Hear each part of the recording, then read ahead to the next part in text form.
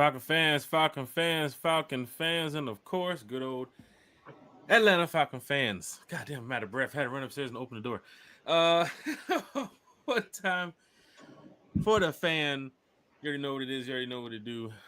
Breakfast with one time for the fan. Talking Falcons football on the Falcons Friday. T. Will, former ATO Sports. Miss Carrie, one time for the fan. Apple Podcast, Spotify Podcast, Amazon Podcast. Chat, what's good? Everybody, how y'all doing today? Whew. I need to catch my breath for real. I had to run upstairs, get the key, open the front door. Good morning, everyone. Cut the alarm off real quick, then go back, cut the alarm on, and the damn fridge was open. So I was running around for like the past minute. Wow, Jack, you got to get ready for the show. I think I stumped my toe too as well. So Jack, you got to get ready for that podcaster Olympics, man. Sheesh, I don't think you're ready for that. Miss Carrie, how's everything going on over there with you? Yeah, I mean, honestly, I woke up to news of my favorite footballer, Kevin De Bruyne, probably the best midfielder ever, especially in the Premier League, announcing that he's leaving the club at the end of the season. So I know it's not Falcons related, but yeah, that kind of started my day off a little sad. But hey, I'm happy to be talking Falcons football with you guys right now. So that should get the mood up, as long as we're not talking Kirko Cousins. Diehard Falcon fan and diehard Manchester City supporter, Miss Carrie. Losing Kevin De Bruyne is going to be big for Manchester City, but they are going through some ups and downs right now. You know, it's not the same season that we've had in the past couple seasons for Manchester City, but guess what? There's always hope. There's always light. Yeah, for sure. Jack, but it sucks for him to leave in this season, man. It's tough. Like, it's such a bad season for us. And it's plus, like, with Holland going down too as well. I mean, they're really it's rough out here. But I don't know if you've heard the rumors. He might go to San Diego FC, MLS. So, Atlanta United I might have to catch a game if they play San Diego FC at the Benz. See, KDB. I'm just kind of upset because Atlanta United, I mean, there's a lot of talent out there they could go after. You see Miami's kind of, locking in on bringing in some stars that's, somewhat legends in their time of their careers. I mean, they got some players that's really solid over there. I want Atlanta United to do the same and go grab some, some really top solid Premier League players. They got Latte right now. That's actually pretty decent. Of course, Miguel Almiron coming from Newcastle, but if you can land a guy like Kevin De Bruyne on your team, I mean that'd be huge. Even at his age, he's still one of the best. Yeah. Falcons fans in the chat talking a little bit soccer right now, Premier League, a little bit Atlanta United too as well. Before we get to T Will for my ATL Sports, what's going on, T Will?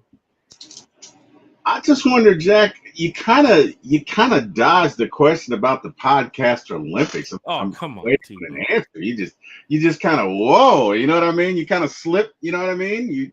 You evaded the jab, and you're bobbing and weaving like. I think I'm the one you guys want to watch for with the podcaster Olympics. The fans want to know. The fans want to know. The public has spoken, Jack. Will we see Mr. Jack Spade extraordinaire at the podcaster Olympics? Why would I not be there? The people want to not be there. I'm probably going to be there first on time. I mean that's how we do it over here. Got to be early, never late. Okay. Some of these events, like this morning show. Shit, that's tough. Some of these events. Oh wow, T. That's tough. Jeez. Carrie, you did give a shout out to T. Will before we started the show. He had his show this morning too as well. Right? Wow. That was around 8. Okay. Is he drinking Mountain Dew at 10 in the morning? I do want to give T. Will his shout out too. But he just gave me a shout out. Wow. He did. I've been up. Yeah, but are you on that Mountain Dew? No, I'm not. I said, is he on that Mountain Dew? Because he acts different on that Mountain Dew. I'm not, but I tell you what we're on. Jack. We're on a super. How you doing? Super chat. A super chat. Hey, we got a super chat? Man, come on now. Chat. Wow. Come on. I didn't even get a chance to remind the people about draft night. We are going to have an awesome show, lots of special guests. We're going to be doing Falcons giveaways. And our guy, Jack Spade, has put it out there that any super chat from now until draft night, He's gonna. It's like a 401k, okay? Like your employer, he's gonna match whatever you put. So you donate $10, he'll put in $10. So, and that's all going towards our giveaway for our show draft night. So thank you, Deke. We're doing Hey, very well let's right be now fair. That's within reason. All right. for I the mean, hey man, giveaways. you can't We be might have to dropping put a fifty cap on it thousand and too. think that's gonna be. I'm just saying. I We might have to mean, put a cap on it. Gotta somebody say, said they wanted was it a Tesla or a Cybertruck? Someone said in the Shit, chat. not the So yeah, Cybertruck. we might need that. Look, we're gonna put a cap on it. I guarantee you by the Ferdo end of the says show, we'll put clearly a cap Jack on it. prints his own money. Everybody who's Right. been donating to the channel for the super chats, super chat, y'all just been amazing. Super Because these chat. super chats, T Will knows, Carrie knows, Bodie, big shout out to Bodie. What we're doing is, we're having this live draft show coming up for draft night. And it's going to be great, Falcon fans. We're going to have a lot of special guests here, a lot of people that you all chat with in the chat. It's going to be joining the show. A lot of your favorite content creators too, as well. Is going to be on here on the show, talking some Falcons football with us, only for a few minutes, right? Some people will stay a little bit longer than others, just because of the time space. And of course, you got people moving around in this draft night. They're going from different podcasts to another podcast.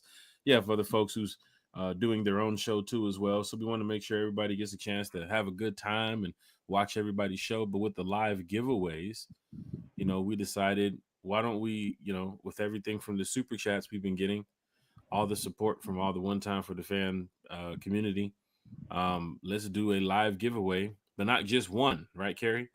Not just two, right, T Will? Not just That's right. three, right, Bodie? Hold Right. on, Bodie. Bodie. Starting early this morning. Yes, I mean the sun is out, so I told him to start early so you can finish up before the. I just want you to know, come draft night, when you get hit with that barrage of Bodieisms, you know why. Just so you know. Know why. You do an early one this morning too as well with the shot too. Man, I that gotta give was you a a shout out subtle too. jab. You That did was the show with Debo Vibes at 8, but you put up the mailbox at 7, so you got a chance to do 2 things this morning pretty early.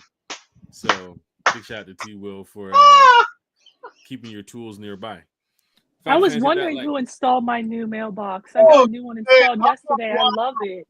Oh, that Carrie. Always brought Carrie in on the. Well, I'll have you know, Carrie, at T Will Incorporated, we take pride in our work, damn it. So did a great job. Just saying. Playing golf yesterday, man, I must have played one of my best games. And we're getting like really good out there because we're playing often. And of course, practice makes playable in the golf world. Either you're on the tour or you're not on the tour. And we're not on the tour, but we're really good at this point of what we're doing. We're lowering our handicaps. We're getting much better. But yesterday, playing with Country out there on the links, and got some other people with us. And Country randomly just throws a stray, so I'm getting ready to hit a nice shot too as well onto the fairway.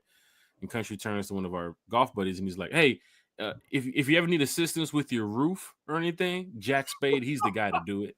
And I'm like, "What the fuck that come from?" Right, randomly in the middle of the golf game, he turns to one of my golf buddies and like, "Jack Spade can take care of it." Shout out to Big Low. So Big I Low. love it, Low. I love it. Big shout to Big Low. Hell But the golf world, for all you golfers out there, for all you folks that love watching like podcasts of golf, or just like streams or like live video, live feeds, that type of stuff, reels, like I have the channel already set up, so we'll be putting a lot of content on the golf channel. So it's gonna be pretty cool for all you Falcon fans out there that want to watch some golf too as well. Man, we had some good times out there on the course, and right now we're traveling around the different courses, and we're gonna be playing at some really good courses with some really good people soon. Other content creators too as well in the golf community. So it's actually gonna be pretty fun. So if you guys want to go ahead and check that out, I will drop the link shortly in the chat so you guys can go ahead and check that out. But I also Jack, I forgot to tell you. Mm-hmm. I forgot to tell you, I'm going to my first golf event tomorrow, actually, at Live Miami. You're going to Live Miami? Oh my gosh! Yes, I'm excited. Live is lit. They have definitely expanded and definitely taken off from where they first started. But compared to the PGA, like PGA is kind of really upset with Live. Due to the fact that Live is it's your new branded golf. Like everybody wants to be out there Okay. and t-shirt and shorts playing golf. Sometimes they kind of do it like a public course. They still have the golf etiquette involved with Live, but they Okay. can go out there and play the music. Like Lil Baby might perform before you tee off. Lil Baby might perform as you're teeing off. Like the PGA would never. You know what I'm saying? Like Kendrick Right. Lamar might be Okay. on the 18th hole signing autographs. PGA Oh, would don't never. get me excited though. Because I would Liv has a die. different type of style when they golf. Like their golfers Right. are like the Okay. more young content creator type golfers. Okay. People that left the tour that went over to Live, like they're making much more money now too as well due to that, contract with the Saudis and all that type of stuff. So PGA is kind of mad. They put the rules in place that Live golfers can't come back to the PGA. And Live golfers are like, I don't care. We play with you guys for 20 some years. Now we get a chance to go play something new, which Live is Right. actually taking off. I mean, they have the betting too as well for Live. Their event tomorrow is going to be packed, Carrie.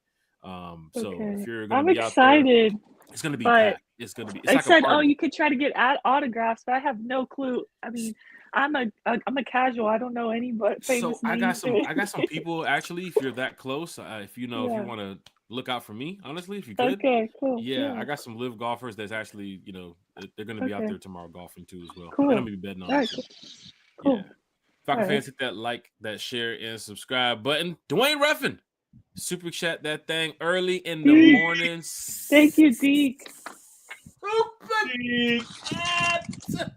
Making Jack open his wallet before noon today. Love it. Shit. Super I Jack. gotta check with the Falcons. They take money out randomly. You never know. You Oh, go look and wow. say, who the fuck pulled out $674? Not good play. Falcon fans, hit that like, share, and subscribe button. Falcon fans talking Falcons football on a Falcons Friday. Breakfast with One Time for the Fan. Of course, One Time for the Fan is from the fan for the fan. See, now I'm a little bit more calm now. I'm a little more rested now. I'm more relaxed now. All right, you know what I'm saying? No more running up and opening the door and running around the house. So, podcast Olympics, y'all going down. Like this is the recovery you guys are getting from Jack Spade. You guys are going down. I'm telling you right now. Don't know all the events T Wills and the crew is going to be putting together for this podcast Olympics, but if it's anything that's sporty outside, y'all going down. I'm telling y'all. You heard it here first, people. Jack Spade is going to kick everyone's ass in the podcaster Olympics because he said so. You heard it here first. Jack, let me ask you a question. If and when you don't, what's the recourse here, buddy? Let's talk about it. Let's if you don't meet your ultimate goal of podcaster domination in the upcoming podcaster Olympics, what do you lose, buddy? Like what's on the line here? Like, talk to me. What's going on? Well, T Will, I'm looking at the class of content creators that I'm going up against. I'm not too worried. There's a couple people I'm targeting right now. There's a couple people you got to watch in certain contest you're gonna have or whatever, whatever game we're gonna be out there, participating in. Like A1 is one to watch. We gotta watch A1. He looks like he played ball back in the day. He's athletic. You know what I'm saying? So you gotta watch him. Might be one to watch for in the 40. If we run the 40 or if we run like, you know what I mean? You gotta watch these content creators, man. I'm sure John Yates, if we go do something with baseball, Yates is probably gonna, he's probably gonna get us. You gotta watch him too as well. I'm sure when it comes to NIL deals, if we do that, Berto's gonna win that because I don't have an NIL deal. So big shout out to TSBB Hall in the chat. Big shout out to this guy. We started the show at 10:10 for Berto. Big shout out to Berto. Wait a minute, Jack. There's one guy you didn't mention. Handsome guy. Oh my God. Lovable. Typically on mornings every day.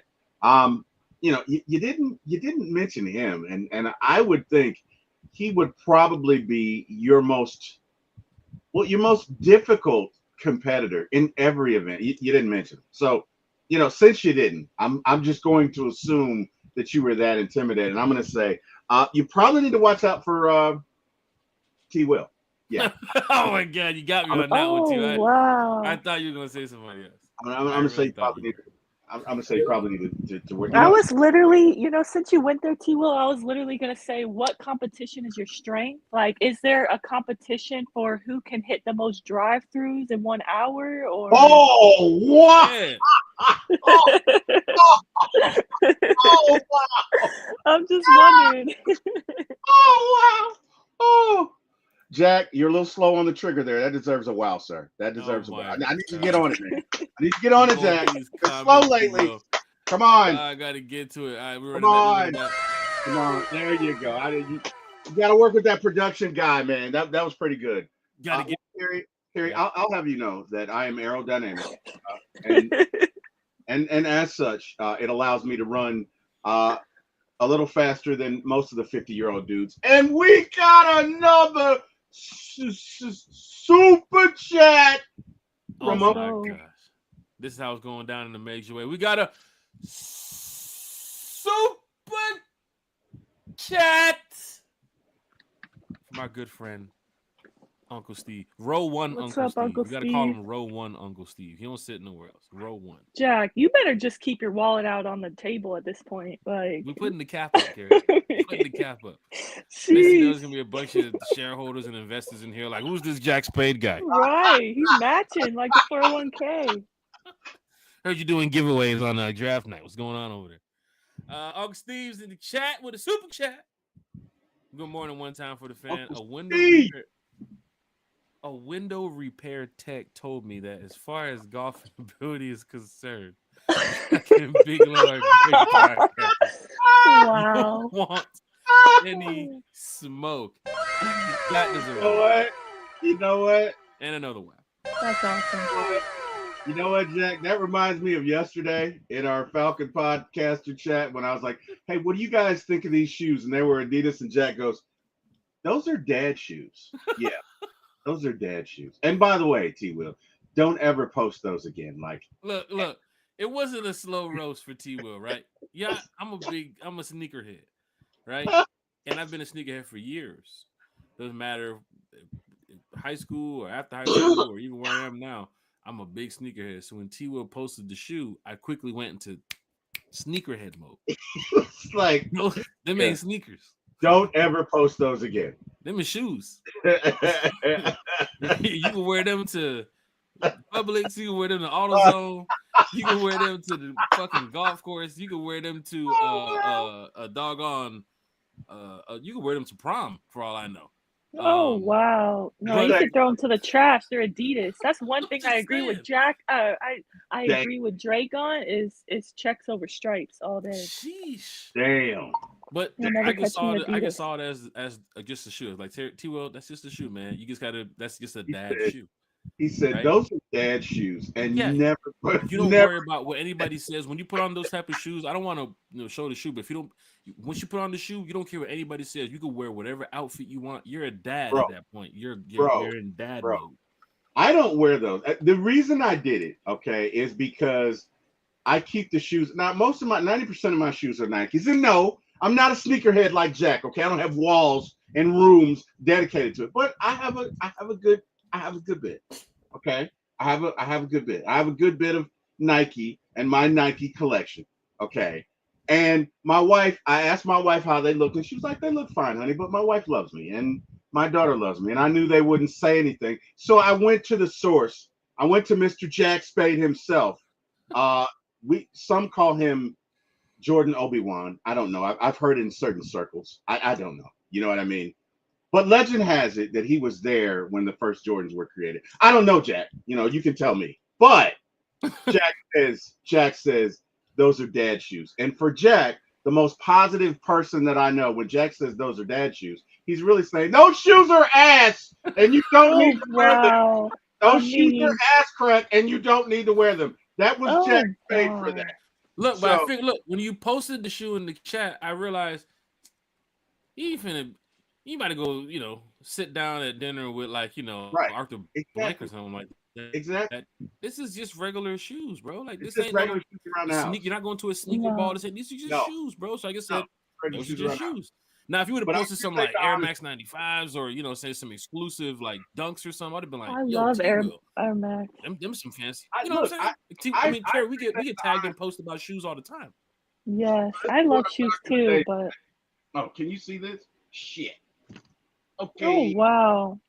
Don't break your hip trying to show us your shoes now. I was just Well, about- don't break that chair. Don't fall back in that chair. I realize. Imagine. Don't worry about it. My hip, however, is another story. That would have been crazy. You fell backwards. No, that would be funny. You know what? I can laugh at myself. I think we've established that. Not only I'm rocking these today, Jack. Right? See, look. There you go, right there. Like, those are nice. Decent, Terry. Nice, but nice. There people in the chat want to see these shoes that we're talking about. Do you have them handy to you? I'll do that. Do you keep that thing on you?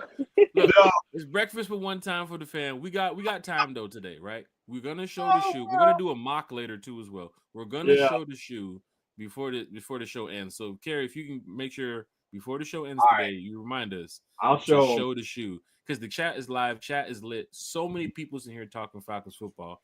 People are tagging their friends. They're tagging all their Falcon buddies. We're getting closer to the draft. Uncle Steve's Lounge with a super chat. Thank so you, early in the Steve. morning. Dwayne Ruffin too as well with the super chat. Uncle Steve's Lounge has a great podcast, so make sure y'all go check out Uncle Steve's Lounge. Yep. Right. Yes, he does. He's great. He's Mr. Row One. Y'all thought y'all seen me row one of the away games? No, not until you seen Uncle Steve. Uncle right. Steve So big shout out to Uncle Steve. Uncle Steve does it big. If you have to ask, you can't afford it. Okay, Uncle Steve does it big. All right. T-Will, remember we were sitting in the car. Yup. At the draft. Well, no, it was the training camp.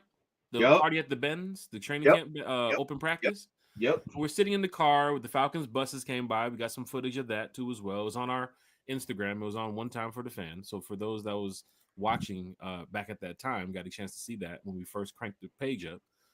But there was a truck that drove by. Remember that truck that drove by? And baller energy. I'm talking about big baller status. I'm talking about LeVar Ball, big baller status. Baller energy. Right? And I'm blowing the horn because you can see it's Uncle Steve. I'm blowing the horn. Uncle Steve! Uncle Steve! We're in the parking garage. You should be able to hear me. Uncle Steve! Blowing T-Will. You were right next to me, right? What'd he do? Yeah, man. Right there. There go Jack Spade. Kept him moving. Uncle Steve Uncle Steve said he got to go, man. He got to go. Now, in fairness, there was not a lot of time left before the event started. Andrew was looking for parking, and parking was crazy because we was looking for parking, and we just barely caught a spot. Right. Steve was driving by, but he hit us with one of those. Then a car. I did not see that. I'm just gonna say Uncle Steve was trying to get a parking space, and he was focused. That's what I'm gonna say. He was flexing in that truck. He said, "Look at them in that car." No, he didn't. They didn't do that. But I tell you what Big Lo said. Big Lo said, I got a super chat. We got another super chat. Let's go. From Big Low Country Sports. Read that. Wow. Yeah, you need to keep your wallet handy because this is a third super chat. Everybody's ready for you to match. You're going to have to go get a loan, bro. You're going to have to go and get a loan. If you want to read this one, Kerry, you want to read this one? He said, hey, Kerry, my mechanic, Jack Spade, was playing the new Drake on the golf course yesterday. Is that true? Oh, wow. I didn't know you would do that like that. Hold on, country. You listen to Drake now? I said, though. Wow. You gotta mention what I said when the Drake song came on. I said, Kerry would kill me. Wow, you really Kerry, do you feel betrayed? Do you feel betrayed, Kerry? I had to make a new account. I'm in shock. On Tidal, right? I made a new account and I didn't switch over to playlists from my other account. So I just put on, I can't remember what it was. I can't remember what song was playing, but it just played through a selection of songs on that playlist, like that radio station. It wasn't my actual playlist, but it played Drake, and I said, I hit a bad shot, and I said, why the hell is Drake playing? And I said, Kerry would kill me. The country picked up on it, and country just super chat. Let's go. He had to remind us wow. that I accidentally played Drake on the courses today. And I tell you, with Kerry being on One Time for the Fan, being such a good friend, I wouldn't want to piss off Kerry. Or any video comes out like, why did Jack just put a video out with Drake? I know how Kerry is when it comes to you should have played Kendrick the rest of the day after that. Shit. I actually don't even have no Kerry, is that his penance for his crime? I'm sorry. Is that his penance for his crime? Is that what he has to do? He has to play I Kendrick? mean, maybe, but I'm still just laughing over here at DSGB Hall's comment. I don't know if you guys have caught up with the comments because there's a lot of people in the comments today, this morning. wow. I love it. But he said T Will had those, what are those 13s on? Shit. I love it. Oh, wow. Oh, wow, DSGB. Come on, man. Look, That man. was I'm trying to find it. I don't see it. Yeah, it So was up there. I'm gonna pull it up in just a second. Falcon fans in the chat, hit that like, hit that share, hit that subscribe button. We do got some things to talk about, some Falcon football. Look, this is the cool thing about One Time for the Fan. We took a couple minutes of the show to throw some shots, have some fun, throw some jokes around, you know. And with so many people here in the chat talking Falcons football and the chat being so live and lit, we're trying to catch up to the comments too as well. The super chats took off early, so big shout out to everybody in the chat. But we're just gonna run over who's in the chat. And then we'll catch up to the comments here. DSGB Hall is here checking in with us. 95 North Falcons talk shows checking up with us. A1 Forever Sports is here with us talking Falcons football. Sullivan is here talking Falcons football. Dwayne Ruffin. We also have King Richie here in the chat talking Falcons football. Big Low Country Sports. Georgia Texas boy Karina Atkins and Tyreek Johnson is here talking Falcons football with us this morning. Who else we got in the chat? Anybody else in the chat? We got a lot more people. Man, hey, shout out to Craig. I've got to give Craig his props. Okay. Okay. Go ahead. Craig for just a sec. Can we spotlight Craig for just a sec? There he is, Craig right here. Big shout out to Craig. What's up, Craig? All right. So Craig was the author of one of the greatest moments in my podcast history. He's hilarious. I love the guy. He threw out a shot that caused us to erupt in laughter basically for 20-25 minutes. It was so great that I released it as a short, and it's gotten 200 plays so far. So I'm going to have Craig on my show. I don't know when, Craig, but I'm going to have you on there. This guy's hilarious. Absolutely love him. Definite fan of the day on my show. Just wanted to give Craig a shout out, man. Appreciate you. Big shout out. What's up, Craig? Here in the chat. Michael. What's up, Craig? He's in the chat too as well. What's up, Michael? In the chat talking Falcons. Mike! I'm gonna get the shoes in a minute, man. People want to see. Mike says he has over 70 pairs of cool sneakers. See, Jack, when they say it with the K, you have to say cool. You have to say it like that. That means he has some hype beasts over there. That means he has some really good pairs that he's ready to do a sneaker battle with. Falcon fans in the chat, hit that like, share, subscribe. I'm trying to get the shoe for y'all before we talk Falcons football. I know people's gonna be here wondering about that. Oh, shoe. What, my shoe? I'm from the other day. The shoe that you posted in the chat yesterday. Just pull it down from the chat. Wait. No, I'm gonna find it.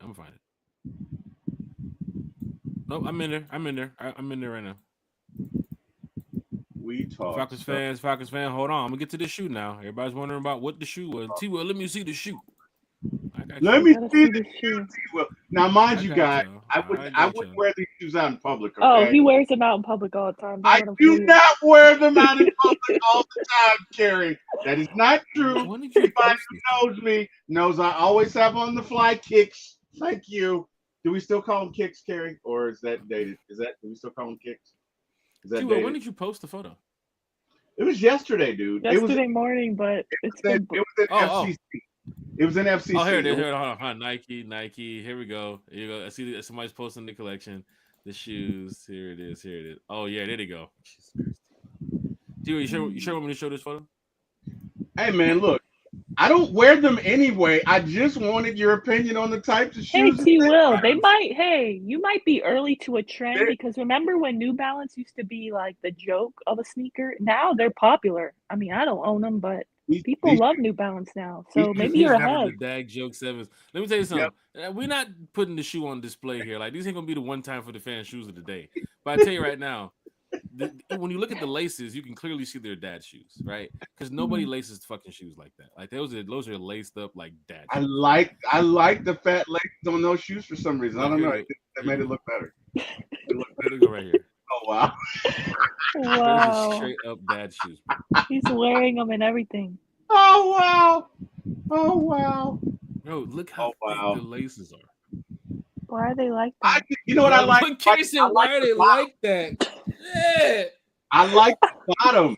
I like the bottoms. The bottoms are really cool, but I don't wear those anywhere in public. I don't. So, Jack, can you Okay. show the other You got picture? them on carpet. That's public enough. They shouldn't even be out the box. Bro, show the Right. other picture that I sent you, please. Show the other picture that I sent you. Same day. Same day. I'm gonna get. Hold on. They're on a cart. Hold on, I mean, what brought you to purchase these shoes? Yes, those shoes are worse than I thought. Whatever, they were on sale. If you wear those to a Falcons game, they will jump you. They will jump you. They be like, yo, get the fuck. Hey, Oh wow, you're getting roasted in the comments, T. Will. I mean, Big Low says T. Will rocking the drive-through threes. Craig says, oh my god, not the drive-through threes. Craig says diabetic diabetic eights. Damn. Oh, come on, Craig. You're a guest on the show soon, Craig. That's how y'all feel. Hey, show them the other picture, Jack. Jack, show them the other picture, damn it. Show them the other picture. Let me get to it. I gotta find it. I gotta back out of this. I need to be redeemed, Jack. Show them the other picture. Which one? Which one? You know the other one I sent. No, there's no other picture. There's no other picture. Don't let him. Stop it. Hold on. Stop it, Carrie. Carrie had the Crocs. No. Hold on. Carrie had the Crocs. Which one? The one that had all the other shoes in there? Want to play games. All right. No, for real. The one that had all the other shoes? Yes, that one. Because it's going to give me respectability. No, it's got like four or five. It's got like 4 shoes in the bin, right? Yes, that one. Yeah, okay. I just want to make sure that was the shoe. So these people won't think I'm some sort of serial killer. No. Named Ed Oakley. A serial killer. Craig says the retirement kids. Oh my god. 401k. Karina, I'm nice. Big Low says nice. That's those 401k kids. He did it to himself because why did he post that picture? Send us that picture. Because I trust you guys and I knew you wouldn't share the picture. Oh, the whole world is seeing it. Wow. I knew you wouldn't share it with the whole world. He quickly recovered. Thank you. Sent us this. He quickly recovered. Thank you. Sent us this. Thank you. Now that's what I wear, people. Okay, that's a small. He said the casket 12. Stop it. Stop it. Oh wow. Oh wow. Please do not bury my friend T. Will in those ugly shoes. Please do not. Please do not. Please do not bury my friend in those ugly shoes. Craig is an assassin. No, guys, seriously, like that's more so my everyday. Thank you. So, I wanted to know what you guys thought of the Adidas because I just wanted to know. You know what I mean? Honestly, to be honest with you, I'm doing some spring cleaning and I'm throwing some stuff out and I was thinking about throwing those out. And my wife was like, don't. So, whatever. T. Will quickly recovered with these, I right? did. Everybody does have probably a pair of dad shoes, right? Thank you. When you get to that point in your life, Do they? your career, it's like, hey. What are your dad shoes? Mine?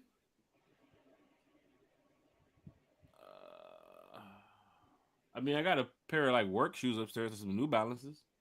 Okay. Thank you, Karina. Thank you for holding Carrie accountable. We talk about being nice, Carrie. Yes, we talk about being nice, Carrie, on the podcast. You're right, Karina. Thank you, Karina. Thank you.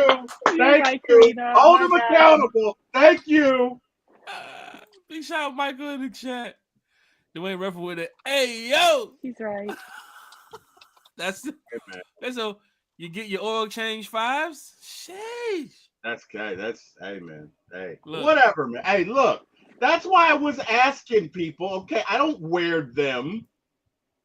Okay. You definitely wear them, but okay. I do not wear them. You don't have to lie to us. This is a safe space. No, it's not, Gary. No, it's not. It's not safe at all. One I have thing to I do reevaluate things after this show. Jeez. Oh my gosh, King Richie's in the chat. Big shout out to King Richie. See, we got those warehouse. God, the laces had me thrown. When I saw the picture, I said, "What is that?" That's the first thing I said. What is that? Saw those damn laces, got scared as hell. Because it's funny because even Jim Jones, like the other day, like he was with Neon and it was walking through like New York, and Neon had on the Timbs. And I don't wear Timbs, but I know how laces should be laced on certain shoes. Wow. right? And he saw when he looked at neon shoes, he was like, "Who laced your Timbs like that?" And he had to take time. Jim Jones, a grown man, had to take time to relace this kid's Timbs, right? So it's like when I saw T. Will, when I saw the picture of the laces, I said, "What?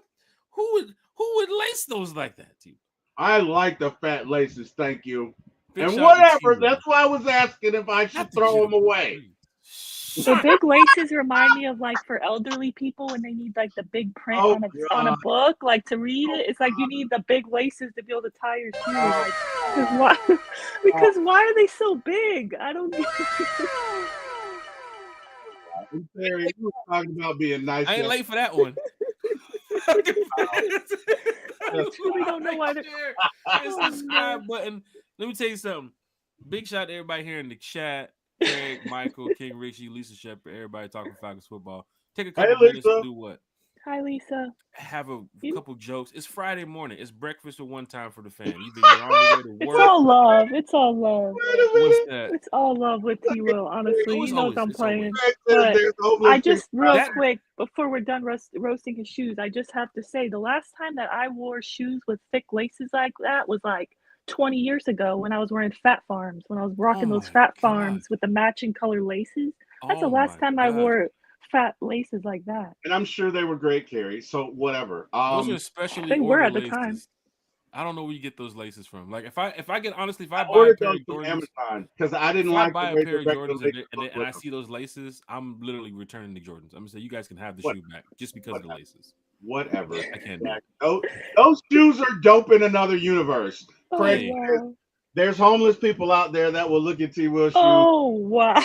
You said dope in another universe. You got Loki sitting over there looking at the shoe like shit, not my universe. He passes the shoe to Fantastic Four. They're looking like not my universe. Passes the shoe to fucking Spider-Man. He's looking like, nah, this ain't Homecoming. Not my universe. Thanos gets the fucking shoe. What this ain't my universe. He passes it off to Dr. Doom. Oh wow. Yes, the Which Fat universe we talk about, Farms. Terry? I rocked the Fat Farms. I had the baby blue and the light pink Fat Farms. Yes, I did. Hey, look. Shoot, there it is. Thank you, T. Will. Thank you, T. Will. Now T. Will shows up. I didn't seen T. Will at the game. Now T. Will comes back. You got style, man. Since I want to try my gangster, okay. Jungle jeans, Michael said, "Wait, Jungle jeans." I'm just saying. Since y'all want to try me this morning, okay.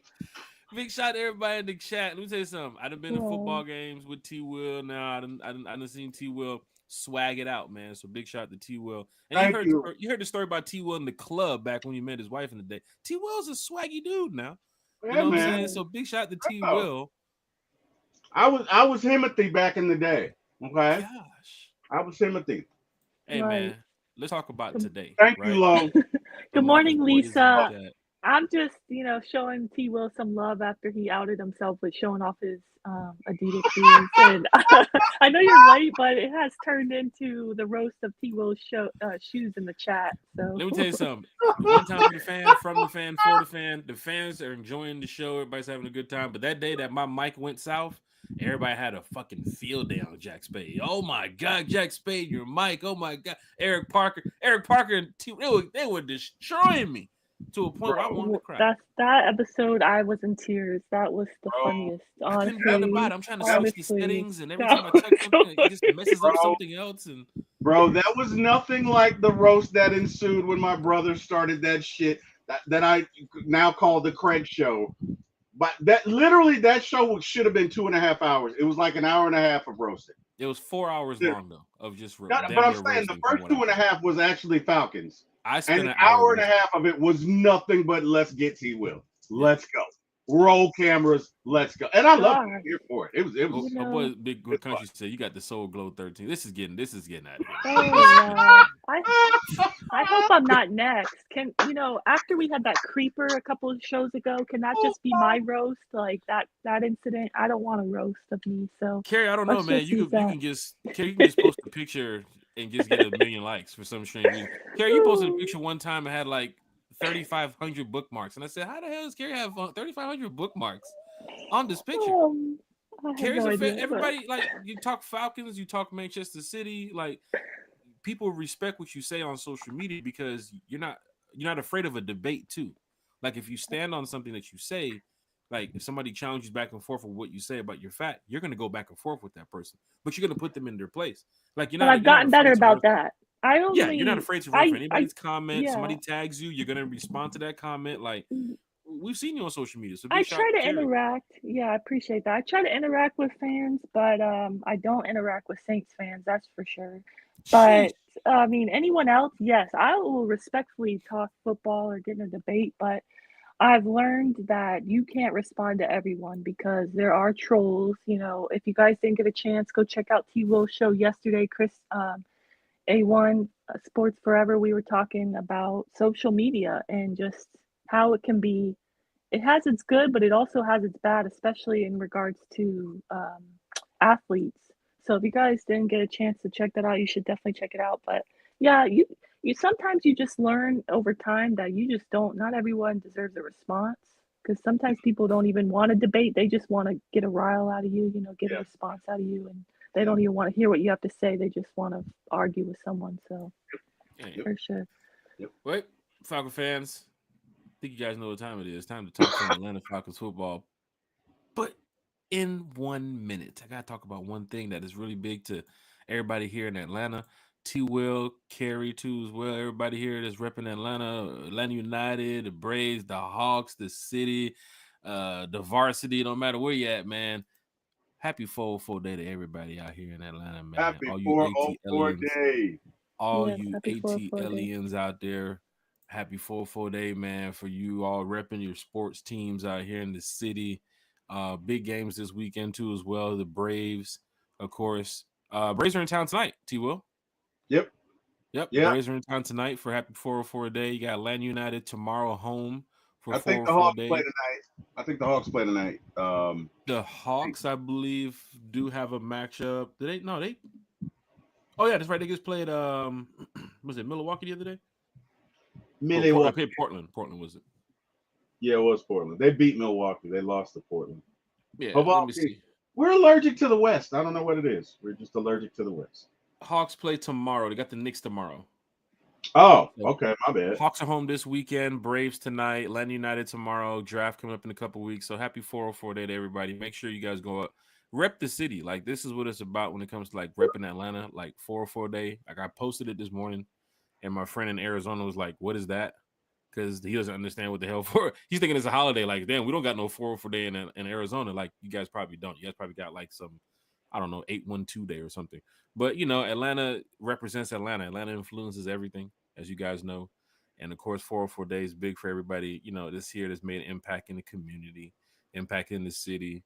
You know, on and off the field. No matter if it's sports. You know what I'm saying. No matter if it's for your church. No matter if it's for, you know, your respected group that you're in. Man, Atlanta got some really cool people out here, man. I'm talking about just, you know, we've done a lot to really put this city on the map.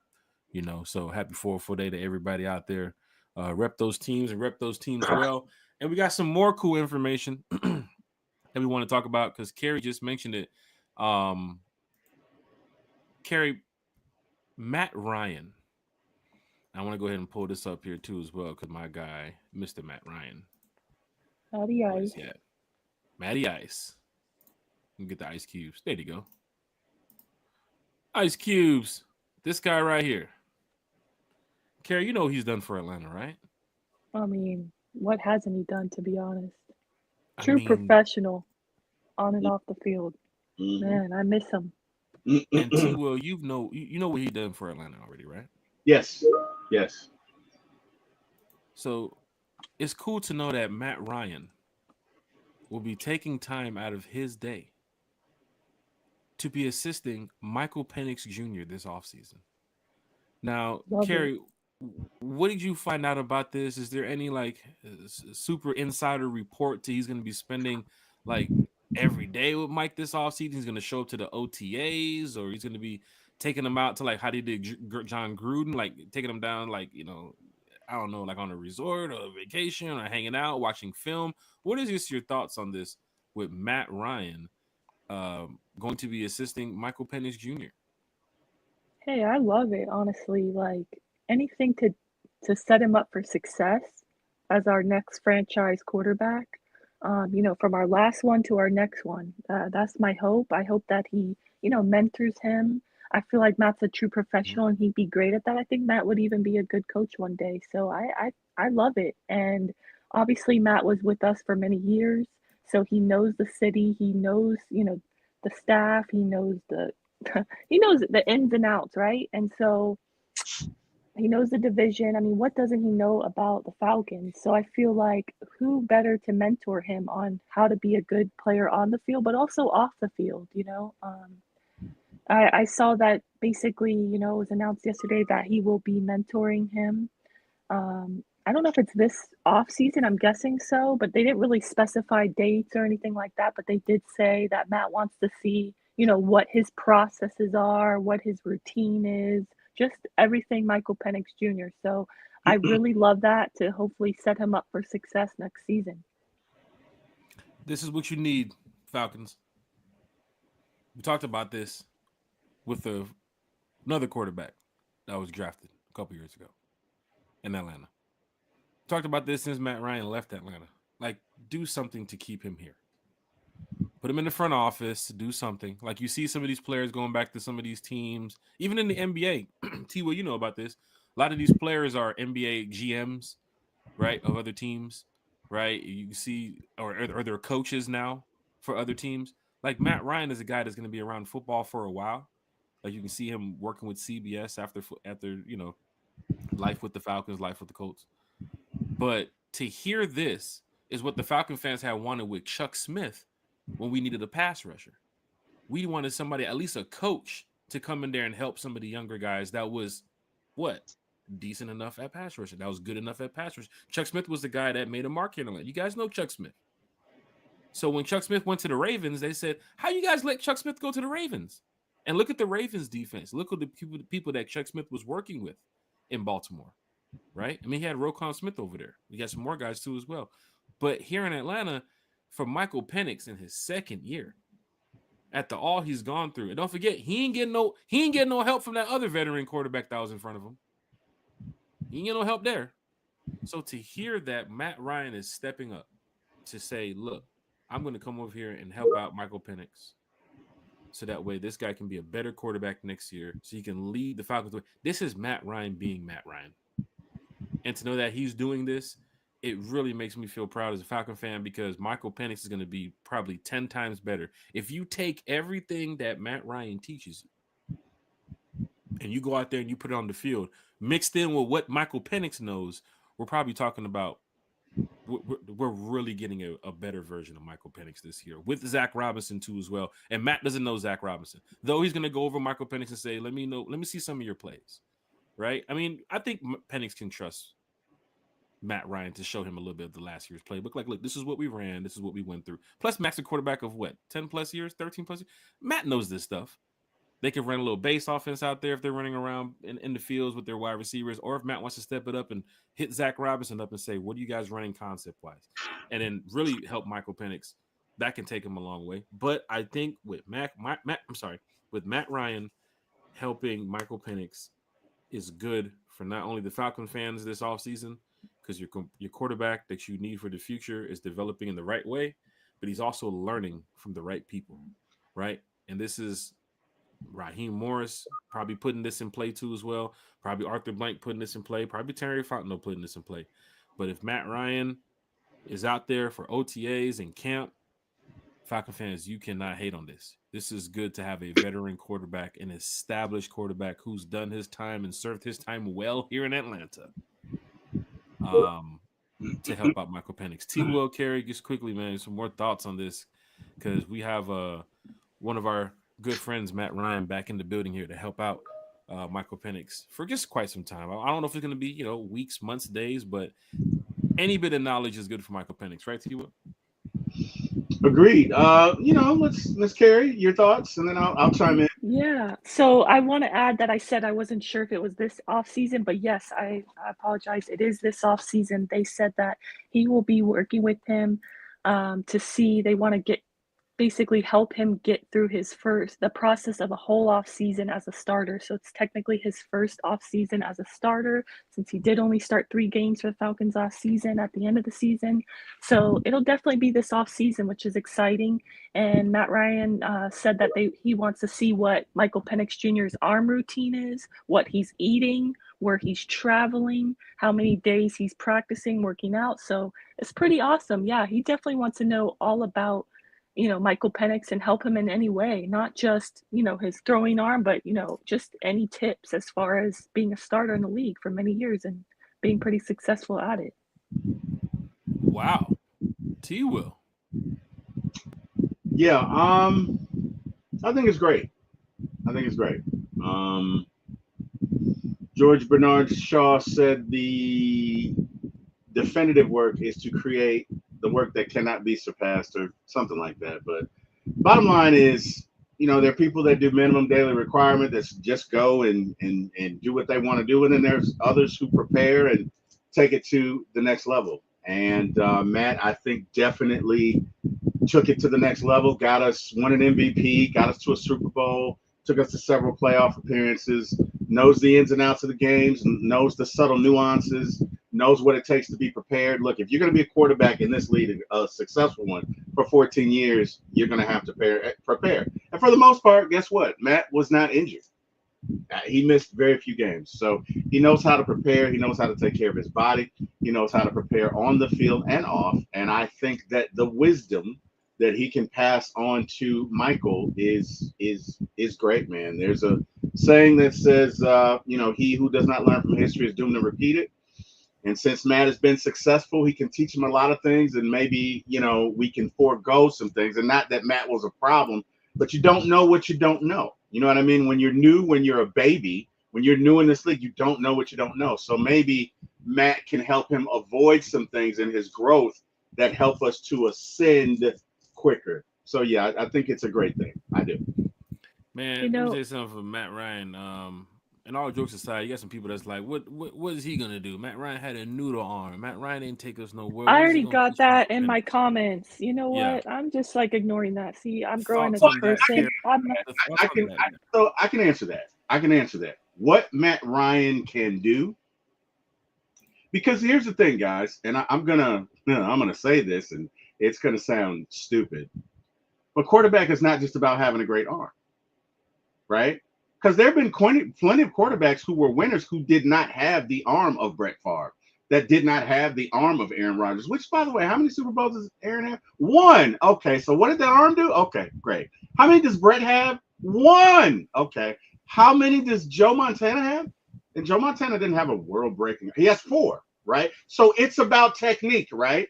It's about understanding defenses. It's about knowing where your guy is. It's about making sure your offensive line is in the correct protection. It's about making the right call in the right scenario. I could go on for days. Quarterback is not just about having a great arm, right? Because you got to get it there. So you got to put your guys in the right offense, right? So if you come out and you see they're in a cover 3, but it's disguised, do you have the wherewithal to see it? Wait, they just checked out. What did they audible to? What are they going to do? Let me check out. There's a lot more to playing quarterback than just your arm. Well, and to be fair, Matt Ryan didn't always. The decline was at the end of his career. It right? was correct. It's just crazy that. That's why I don't even waste my time. It goes back to yesterday's show. I'm not even wasting my time replying to the negativity, because yes, I did post yesterday that I'm happy to see Matt Ryan will be, mentoring Michael Penix Jr. And I got, a few replies like that, but one this morning that said, what is Noodle Arm going to teach Michael Penix? Stay away or whatever. But again, that lets you know the level that, and I'm not coming for anyone, but that lets you look. Quarterback is not just about your arm, right?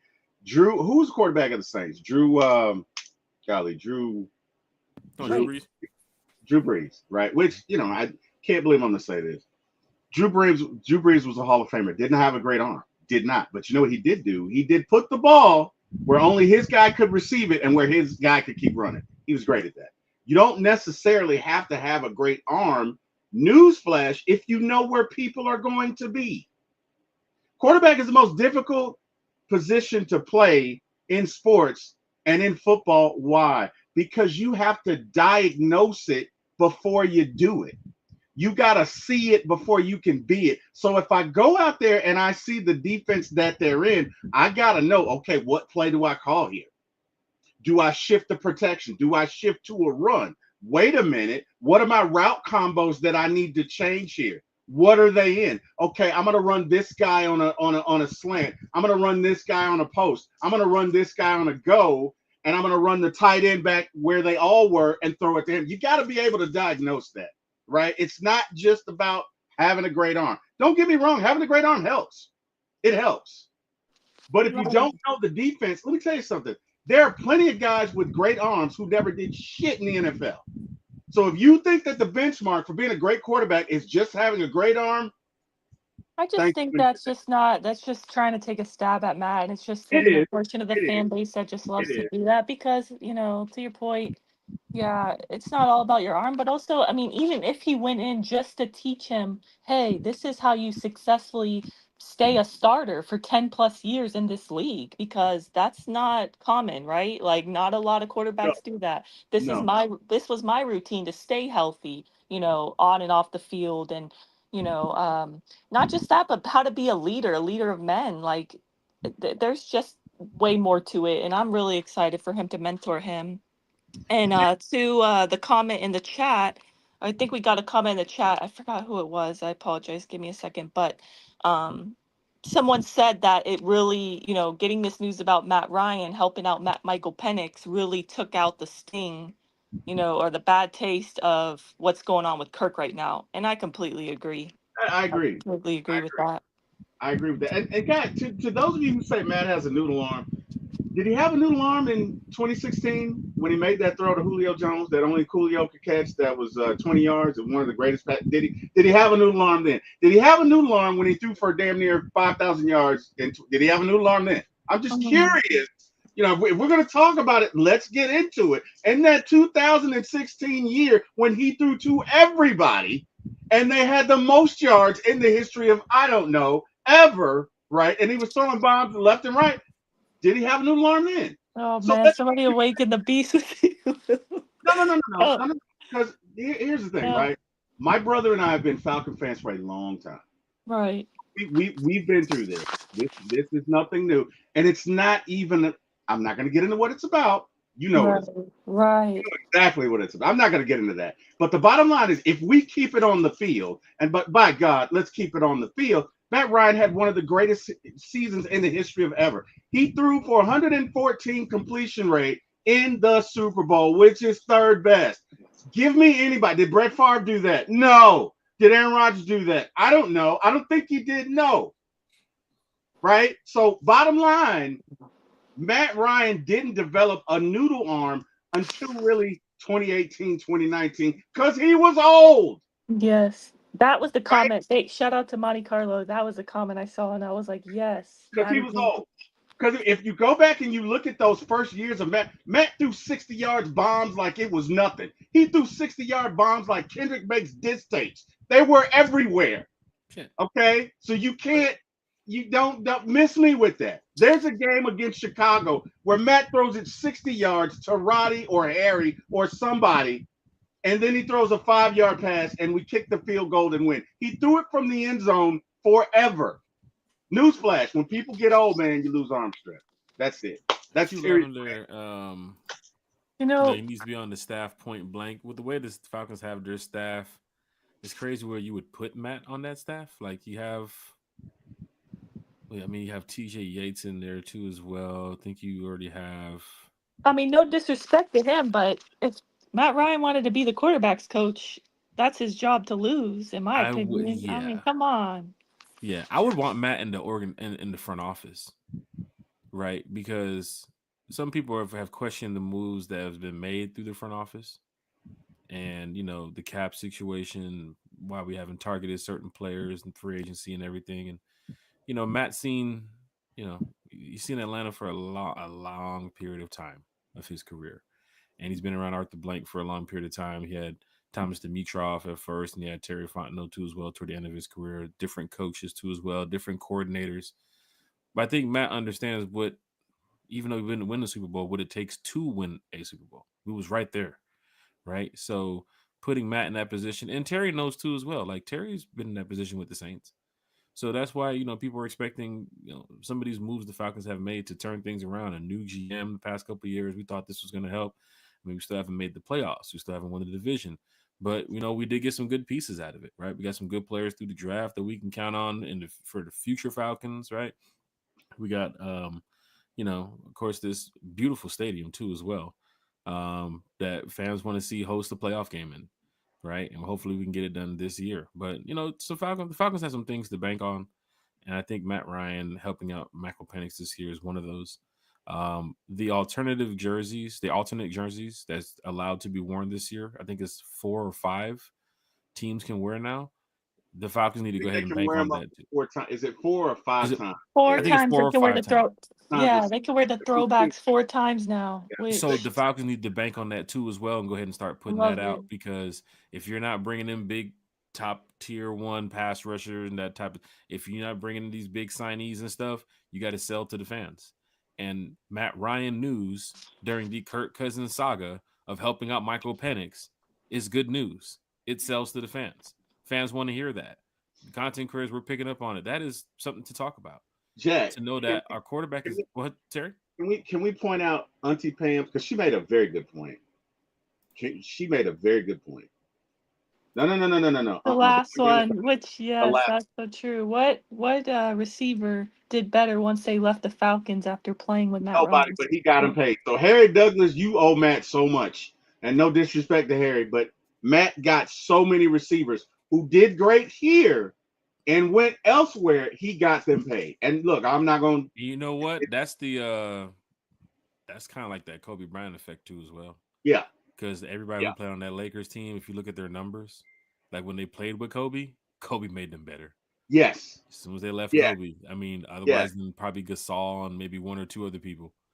Who was that? Russell Gage. Calvin Ridley. Yeah. Tyler Gabriel. Tyler Gabriel, for one. Tyler Gabriel caught a fat contract with the Bears. I think it was shortly after. I mean, again, if I'm not going to do it. Tevin Coleman too as well. Tevin Coleman left and went to go to a couple. What about Austin Hooper? Austin Hooper too as well. Yeah. Which he's still in the league right now. It's just he's getting those 1-year deals. You know what I'm saying? But there were some guys that played with Matt, and we're talking about a lot of guys that left and went on, and where are they now? Matt was the first Falcon to get us into consecutive playoffs. Look, we've been in existence damn near 60 years. Matt was the first one to get us into consecutive, meaning back-to-back playoffs. That should tell you the relevance of Matt Ryan to this franchise. I'm so thankful for him, honestly. LC's in the chat, Birdcage too as well. He mentioned Warren Moon was his mentor. They actually worked together in the offseason as well. And now what up, Ryan? Falcons, great to work with him to work with him as well. So that's good that, anything can help Michael Penix when it comes to having, veteran leadership, people that's been in the game for a while, especially when you have 2 guys. Warren Moon kind of, he definitely fits similar to what Michael Penix, his traits and abilities too as well. But Matt Ryan is a guy when it comes to leadership, especially in the huddle. You heard Matt Ryan in the huddle. Like that was one thing that people remember Matt from. He was not playing around when he got to that huddle. He was dead serious. Matt spent time studying these plays in this film to go out here and execute. And if he was looking around and not paying attention and talking to fans, Matt's gonna put you in your place. So who is he gonna teach Michael Penix Jr. to say get beep and set to? Mr. So that right there, I guess would be just kidding. I love that moment, though. But people will probably say that. You never know. It might be Ray Ray. He could be over there rapping like, "Man, I got this verse." Penix like, "Man, it's 3rd and 2, bro." But bro, I got his verse. That's true. Ray Ray's out here with the rap career going too. Hey, big shout out to Ray Ray and the rap career too as well, man. Look, these players are finding things to do away from football. Just don't hurt yourself, right? Just take care of your body, take care of yourself, take care of your family, have fun, do whatever you're doing. When you got there on the football field, do what you got to do. Fans react to it. Content creators react to it. We talk football. We keep it moving. But that video, when Ray Ray dropped the track, I said, "Boy, Ray Ray out here snapping on your food." Ray Ray out here cutting mixtapes. Man, he about to make me get back in the studio. I'm telling you, man. Oh, I'm telling you, uh-oh. man. Big shout to Ray Ray McLeod, man. He Jack said, and Spade is stay coming out out of of jail. retirement. And don't hang out with the Cowboys player. No, he's playing. Falcon fans, hit that like, share, and subscribe button. We talked a little bit about Matty Ice helping out Michael Penix. And here's the funny thing. Michael Penix mentioned, we talked about this on the podcast earlier this offseason, that he was going to be working with his guys. Remember, Terry? We talked about this. He had mentioned he's going to be working with Drake London and the rest of his guys to get ready. He wants to be a better Michael Penix. A month or maybe, 2 months later, when we hear about that? February? Yeah, like around end of February, we heard about that. And then now you can see in April now, Matt Ryan news comes out that he's helping out with Michael Penix. This is great. This is what Falcon fans need to hear. Like, these are the days where, as we talk football, you got people like Michael Penix and the rest of the gang going out there getting better, strength and condition wise, to be better at football. Going out there and getting better with their plays and their route running, footwork, and open everything. I'm talking about from Lindstrom to McGarry to Matthews to Ray Ray to Bijan. These guys are working out. Hey, You know Jack, I don't mean to cut you off, but I think Carrie has to get ready to leave us. So, Carrie? Miss Carrie has to run real quick. I'm gonna go ahead and get the shout outs from Miss Carrie so she can take care of her day here. Yeah, And you never know, Carrie. Last time you came back, we were still talking, so you never I know know. I might have to pop back in soon if you guys are still on, because yeah, this has And you're gone very missing quickly. the next segment. We really need you for it. It's about Kirk Cousins. And Oh yeah, perfect time for me to bounce. I'll be back after that segment's over. You could talk Oh, about how wow. he wants the Oh, Falcons to just wow. cut him so that the Oh, Browns can, wow. If sign only we him. could stop Yeah. time and wait on her to come back just to talk to her. No, no, and I was just gonna say that this show has been so refreshing because we've been talking about our past, franchise quarterback, and now we're talking about our future one. We didn't really talk about Kirk at all. I loved every moment of it. Just want to shout out everyone in the chat. So many of you came through. Thank you for the super chats. Thank you for talking with us. And I appreciate all the comments, giving Matty Ice's flowers, because definitely deserves it. So I appreciate all that in the comments as well. So everyone have a great day. Happy Friday. Happy 404 day. And yeah, I'll talk to you guys later. hey, big shout out to Miss Pam. Big shout out to Carrie too as well. Pam putting out this comment about Pam Zacchaeus. coming Zacchaeus with it. he went on to the Commanders too as well, and Pam is playing with coming. Jaden Daniels. And I think Pam is coming with it. he's in Chicago now. Is he went to the Bears? Who? Zacchaeus. I don't know if he's still with the Commanders or he went to the Bears. No, I don't think he is. I don't think he may be. I don't think he's with the Commanders anymore. I know he signed somewhere else. He's with the Bears. He's with the Bears. Go Yeah. Bears. Yeah. So now you have Dahlman over there. You have Grady over there. You have Mm-mm. Falcons 2.0 Bears. Jesus Christ, Bears. Wow. Lord. Okay. Let me see what's going on. Miss Carrie, if we're still live when you get back, hop on in. If All not, right. then we'll see Just you. send me a message, Jack, as soon as the Kirk Cousins segment ends. I'll be back at that time. Timed this perfectly. We're gonna hold it just for you, Carrie. No, you won't either. Matter of fact, T-Will, forget this. We're gonna do the mock first, then we're gonna talk about Kirk. Yeah, let's do it. Yeah. Yeah, let's do See it. you guys Sunday. Have a good one. All right. Have a good Bye. one, Carrie. Hey, y'all, this is what One Time for the Fan is about. Falcon fans talking Falcons football on a Falcons Friday. Miss Carrie was here talking Falcons football with us for an hour and some change. She has a lot of stuff to go take care of today. It's Friday. Like, people still have things to do. Cool thing about it is, for you that's still here in the chat talking with us, for those that's watching Apple Podcasts, Spotify, Amazon, listening to us, like, y'all are great. We love doing this podcast because, once again, it's from the fan for the fan. And Birdcage, you're a podcaster. Pam Johnson, T. Will. Once we turn this podcast thing on, we just love talking. Like, you just get some rhythm, you get in flow, and the chat is one thing, but you're energized to really talk about these things because we can talk about it offline, and it makes you want to go online and talk Falcons football. It makes you want to go and get the chat live and lit and see what they say, because y'all thoughts really do matter. Like your opinion about this team matters. Everybody's been putting out. I remember when Pam Johnson said Bijan before Bijan was selected. She kept calling Bijan before they selected Bijan. Leading up to that day, Falcons selected Bijan. So Pam Johnson was like right down the nose with it. Right? Remember that morning I told you about with Bodie? We were talking about Jalen Carter and all these defensive players. Bodie woke up that morning in the chat and chose violence. He said, "Y'all, I'm gonna tell y'all straight up. We've been lying to ourselves the whole time. It's Bijan Robinson." Bodie stood on the business that day, and Falcons selected Bijan Robinson. But we're fans that, our opinion matters, right? You guys can see that when you take to social media, people listen, people comment, people respond, people relike, they tweet, they share. And that's the cool thing about One Time for the Fan, because we're all fans. It's one time for the fan. We are the fans, right? So when I say that it's from the fan and it's for the fan, I really do mean that. Because this giveaway that we're doing on draft night, T-Will, you see us talking about it in the chat, on a one-time chat. We're really serious about the giveaway and making sure everybody's, we've done it twice already, so we're not worried about it. But we're talking about the draft night giveaway, where we got so many special guests. We're almost up to 20 people joining us live on draft night, right? Special guests from the bins to the draft floor, right? Like, this is what One Time does. We're having a great time.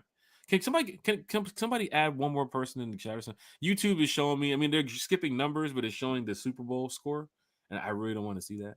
So every time I look up, I see the Super Bowl score. When they got back, thank you, appreciate it. Somebody just added their cat or their dog to the YouTube stream. Appreciate that. So now we got some more people in the chat. So I'm just making sure. But I'm looking at 23. I want to see the goddamn 23 every time I look up. You know what I'm saying? I hear you. I'm a diehard Falcon fan, Terry. I don't play about this shit, man. You know what I'm saying? I love my birds, man. I love my birds. But yeah, the live draft show coming up. These special guests, Debo Vibes, T-Will. Have we confirmed with our good friend Debo Vibes Sunday night at 8? Yes. Sunday night at 8, we got a Debo Vibes joining us. Debo Vibes has been on the podcast before last year, so it's good to have him back again. And I'm sure we're going to ask him to join us for draft night, so that'll be another time he can join us. But we have so many special guests lined up. Our good friend Miles Garrett, was talking to him the other day too as well. Miles is going to be joining us, Fox 5. If we just do it for y'all. You know what I'm saying? At the end of the day, we want everybody to be happy. That One Time for the Fan, talk Falcons football for an hour and a half. Some of y'all put on y'all Falcons gear this morning to talk Falcons football with us. That's what it's about. Like, we enjoy these moments, man. I can tell you right now, driving around in your car with your Falcon flags up, or going to the store to go buy a Falcon shirt. You might see one on. I was in the store the other day and saw a Falcon shirt on sale. Bought them. I bought that shit. This is the off season. I need this apparel. Because when it gets down to the season, that shit goes back to the real price. I can't be paying $50, $60 when it's $20, huh? Is it a jersey or a shirt? It's a shirt. It's a Falcon shirt. Okay. So, I mean, you can't beat this stuff when you're out there at Sports Academy or you're, Dick's Sporting Goods or, even Target. You're shopping for some. Hey, is that a Falcon mug? Let me go grab it. Do that stuff. Be the fan. You know what I'm saying? Falcons, we need these type of fans. We need the support. We ain't winning no trophies. We ain't winning no rings. We need the support. People talking about the Ben's not being filled up. We need more support. Bro, I can go to Seattle right now. They're probably wearing Seahawks jerseys right now on a Friday. Right now. Just walking around Seattle. Right? Like, we need that Atlanta to be Atlanta. It's 404 day. You should have your something on Atlanta. You feel what I'm saying, Terry? Like, it's 404 day. Kind of like how it was back in the day with Ben Hill Day and Glenwood Day and all those. I don't mean to cut you off. Mike is asking for an address where he can mail the island treats that we talked about last week. Yeah, we got to get with Mike too as well. Okay. And that just shows the agenda of what we're on right now with so much stuff. We got to get to Mike so that way Mike is trying to send us a care package from Puerto Rico over here to us to give away to a fan because, Mike's being generous. He's showing up and showing out, man. Mike is a real Falcon fan, damn it. But he's doing it he's not in Atlanta. He's over in the PR. Atlanta, so we got fans everywhere. It's in your heart. Everywhere. Falcon fan base is deep. In your heart. Falcon fan base is deep. And it's because of people like Michael It's because of people like Craig. It's because of people like Georgia, Texas boy, Dwayne Ruffin. We can Berto, right? Karina boarding a flight. Damn. Watching the podcast, boarding a flight now, representing the Falcons. Love it, Karina. Love it. Love it. And hey, safe travels. Let me tell you something. This is what it is. You cannot help but love Karina. Karina is at when I go and I look at Hawks, I see her there. When I look at Atlanta United, I see her there. When I look at Atlanta Falcons, I see her there. Karina is basic. Don't let hockey come. Let me tell you something. Because hockey's like, you know how far they're finna put that stadium. Karina gonna be there. Karina is just an ATL fan, man. Hey, be safe, Karina. Absolutely. I love what she's about. Mike says fan for over 55. I love it, Mike. Represent for the old right there. Anytime you hear that, that's a T-Will right there. Freaking love it. You can talk T-Will, man. You and T-Will can talk. Hey, man. Falcons. Let's do it. Mike, we got to have a convo. And Mike looks good. Mike looks 25 in his pick. So, Mike, whatever the hell you're doing, keep on Puerto doing it. Rico, man. It's the sun. Whatever you're doing, Mike, you must be doing something right. Because Mike man, looks keep 25. representing these Falcons, Mike. Like, these are the fans that we want. We did a trivia, Rise of Tour fan club. We had like a meetup, get together out in Cincinnati when we recently played the Bengals last time. And the Falconator hosted a trivia, right? In the Falconator, we got like 5 or 6 groups. And these are the things that we do on the road with the Rise of Tour fan club. This is like a private thing we did. We had a location. We brought fans out. We did a trivia. And we gave away prizes. So I can't remember who's the group that won it. It was supposed to be us, but they didn't count us for a point. But the group that won it, they got their prize. Everybody had a good time. But the Falconator asked a question about the Falcons that was like 1981, maybe 79. And me and my boy were looking at like, damn, what the hell they asked? This dude behind us named Thomas or Tom, I forget what his name is. He turns to us and he gives us the answer. And we look at him like, can we trust you? Because we can't use our phones. We're like, can we trust you? He's like, I've been a Falcon fan since 1971 or something, he said. Yeah. And he said, this happened. He breaks down the answer. And we just look at him and we're like, the Falconator, this will be our answer. I forget what the question was. The Falconator, he probably has it. But we got the answer right. And we turned to him. We said, he's on our team. Because when you have people that's been Falcon fans for that long period of time, you guys understand not only the game of football, but you guys understand the Atlanta Falcons. Yep. Right? There's a totally different direction to just the new fan that picked up Falcons football yesterday versus the Michael L's and the Dwayne Ruffins and the Terrys that's been following this Falcon football for more than 40 something years. And my hat goes off to all you fans that's been around here doing that for so long, because I'm going to eventually be that one day. My kids will see me grow up and say, damn, my dad's been a Falcon fan for like 50 something years. Mm-hmm. That's what I want. You feel what I'm saying? Same for the Braves, same for the Hawks, same for the Dog. Yeah. That I will live and die on that shit. That's going to be my team's forever. That's what it's about, brother. That's that. I know Terry's been waiting this long. Michael's been waiting this long for that Super Bowl. These are the people to talk to find out about history with the Falcons. Yeah. Terry, you talked about the time when the Falcons were at Fulton County Stadium. There are fans in here in the chat that don't know shit about Fulton County Stadium. Yeah. Had a few playoffs game there. The thing I remember about Fulton County Stadium is it was a baseball and a football stadium. So there are times where the seasons overlap, and there were Sunday games where the Braves may have played like a couple of days before, and you can see the that lining of the baseball before the night before. Yeah. Not like how the Yankees do it, where it's like, no, we played 2 hours before the game started. The damn bases are still out there. No. Right. And the Yankees playing a little league part as well. I can hit a home run in the Yankee Stadium. Yeah. To right field, you probably could. Yeah. A torpedo bat. You don't need a torpedo. You can flip the fucking bat upside down and hit the home run in New York. I want to try that torpedo bat. I'm thinking about it. I'm thinking of coming out of retirement, see if I can be a backup DH to Ozuna, man. Give me that. It's a little league park. Hey, man. But here, Michael, big shout out to you. Every Falcon fan, 5 years, 10 years, 15 years, 20 years. Let's keep it going. Can't forget about the Pam Johnsons of the world. Right? No, we cannot. Pam Johnson too as well. For all you fans, Karina, everybody. It don't matter how many years you've been repping this team. Continue repping this team. I'm not gonna keep saying how much y'all should be purchasing the merchandise and getting the apparel and all this stuff. This is the off season. Take advantage of the deals. You know, and big shout out to Kiki too. Kiki, like T, what you see, Kiki will post in our chat about Fanatics. Fanatics having a sale, 20% off. She does. I didn't know that shit until Kiki said it. She does. Now I gotta get my damn gear. What? Because these are deals. Yeah, Kiki's a passionate fan, man, and very, very loyal. I'll say that. Very loyal. So yeah, she loves her Falcons and definitely will post a deal. And doesn't care what time she posted either. It could be in the morning, it could be at night. Doesn't matter. It's good whenever if you get it in time, you catch the deal. You just got to say thank you because I didn't know about the deal. I might not even check my email. Some people forget about checking your text message. I might have sent Terry a link on his one time for the fan. Like, Terry, click this link, 50% off on Fanatics.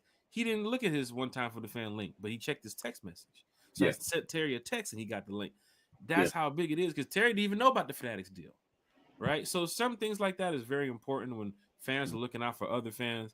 And that's the cool part because we're just all in this together. Carrie said y'all are still stalling to talk about Kirk Cousins. Because Carrie knows she'll be back. Yes, we are, Carrie. It's part of our evil plan to take over the world. Michael said, I'm from New Jersey. When I retired, me and my wife moved to Puerto Rico. My wife is from PR. I love it out here. I bet you do, Mike. You might be able to be one of the first Falcon fans to start up your own Falcons chapter of fans in Puerto Rico. Yeah, you might. Get you a location that watches the game. Talk to somebody out there to see if you can get the Falcons game on at a certain time. Get you a bunch of friends that maybe is leaning toward. It's Puerto Rico, right? They leaning toward finding a team. You know how it is. You know what I'm saying? Like, hey, man, you know, we don't really watch football, but we watch football, or maybe we'll watch it because of you. Like, Michael, you can put some people on game out there. You know what I'm saying? You never know. Pam Johnson said Falcons fan since 1976. I was a huge Houston Oilers fan with Bum Phillips and Earl Campbell. Let me tell you something about Earl Campbell, man. That dude was like that, man. But you young folks say like that? Earl Campbell was like that. Sheesh. Earl Campbell was the first guy that I can remember that would not go out of bounds. Bump that. It's 3rd and 4. He's run for 10 yards. He can easily go out of line. Oh, no. Earl's going to hit the cornerback, drag him for another 5 yards, wait for the safety to jump onto him, drag him for another 10 yards, and it ends up being a 20-yard play. Earl Campbell was huge, but he was fast. And he ran poetically. I mean, you know how some people run with a rhythm? Earl ran with a rhythm, but when he hits you, Lord Jesus, he knocked the bejesus out of you, man. I love that guy. Absolutely love that guy. Big shout out, Michael, in the chat. I still have my Huddles plush Freddie Falcon from long ago wearing his red helmet. Hey, Michael's a big time Falcon fan. Michael, are you coming to any Falcons games this year? Are you traveling over to go to any home games, any away games? And it's the cool thing about it. We haven't really talked too much about the schedule. When the teams were announced who the Falcons will be playing at the end of the season, we did talk a little bit about that.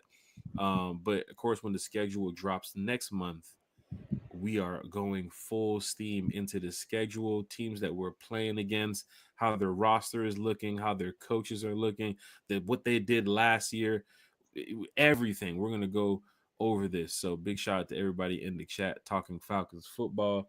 Hey, Jack, spotlight Lisa Forsett. Lisa, Lisa was an usher at the old Atlanta Fulton County Stadium. Her dad used to work there. So, yeah, just wanted to do that. And obviously, if she's been doing that, she's been a Falcon fan all her life, man. Let me tell you something. I can remember so much with that. From Steve Bartkowski. I remember we were in the playoffs in the 80s against the Cowboys. Oh, I hate the freaking Cowboys. They broke my heart, man. You know what? Because that was when you're young and you just don't know any better. There's a love that you have for your team as a kid that is unmatched, right? Because it's unsullied, right? It hasn't been soiled by disappointment or expectations. You just love your team, man. And when we lost and we were up. I think we were up 17 points. We end up losing to the Cowboys. Jack, I was crushed. I cried for 3 days, man. I was 10. I remember it like it was yesterday. But yeah, man, been watching my Falcons. Who wants to lose? Who wants to lose to the Cowboys, right? Freaking Cowboys, man. The freaking Cowboys. There was a video that's going viral right now of a guy in Philadelphia getting mad, I guess, some of the city leaders in Philadelphia because the mayor or something was a Cowboys fan or something. It's something. I'm gonna post the video, but it's funny, Terry, when you see it because he's going off on these like city council members. He's like, he's a Cowboys fan. You gonna put your trust in a Cowboys fan? That's why we are where we are right now. Oh, He's wow. been following the Cowboy for 20-something years. Oh, And wow. look, but he's going off, and then when he turns around, the dude has like an Eagles Super Bowl champion shirt on. Oh, So wow. it's just funny. It was like, you're Cowboys. Like, yeah, who wants to lose to the Cowboys, right? Michael said, I want to come to a game. We will see. Bart is my favorite Falcon quarterback of all time. Hey, man, look, one time for the fan is from the fan for the fan. Terry, you know this. Michael, if you're looking at the camera right now, Terry can tell you. When you come to a game, Mike, you give us a call. Yeah, man. Please do. If you come, please do, Mike. We'd You love reach to out to man. us. We Tell him, love Terry, we can introduce him to our good friend Scott. We're not talking about Scott Carissa. Yeah. Oh, he'd love Scott. Oh man. Oh wow. We got That'd be some, a treat, Mike. That'd be a treat. No we doubt got about some we got some people hopping out the Uber XLs, man. it. You know, we can make sure you have a good time when you come to the Oh, to the yeah. Benz, my brother. Oh, Or yeah. if you go to a road game, we can look out for you. But Terry knows. Terry was sitting there.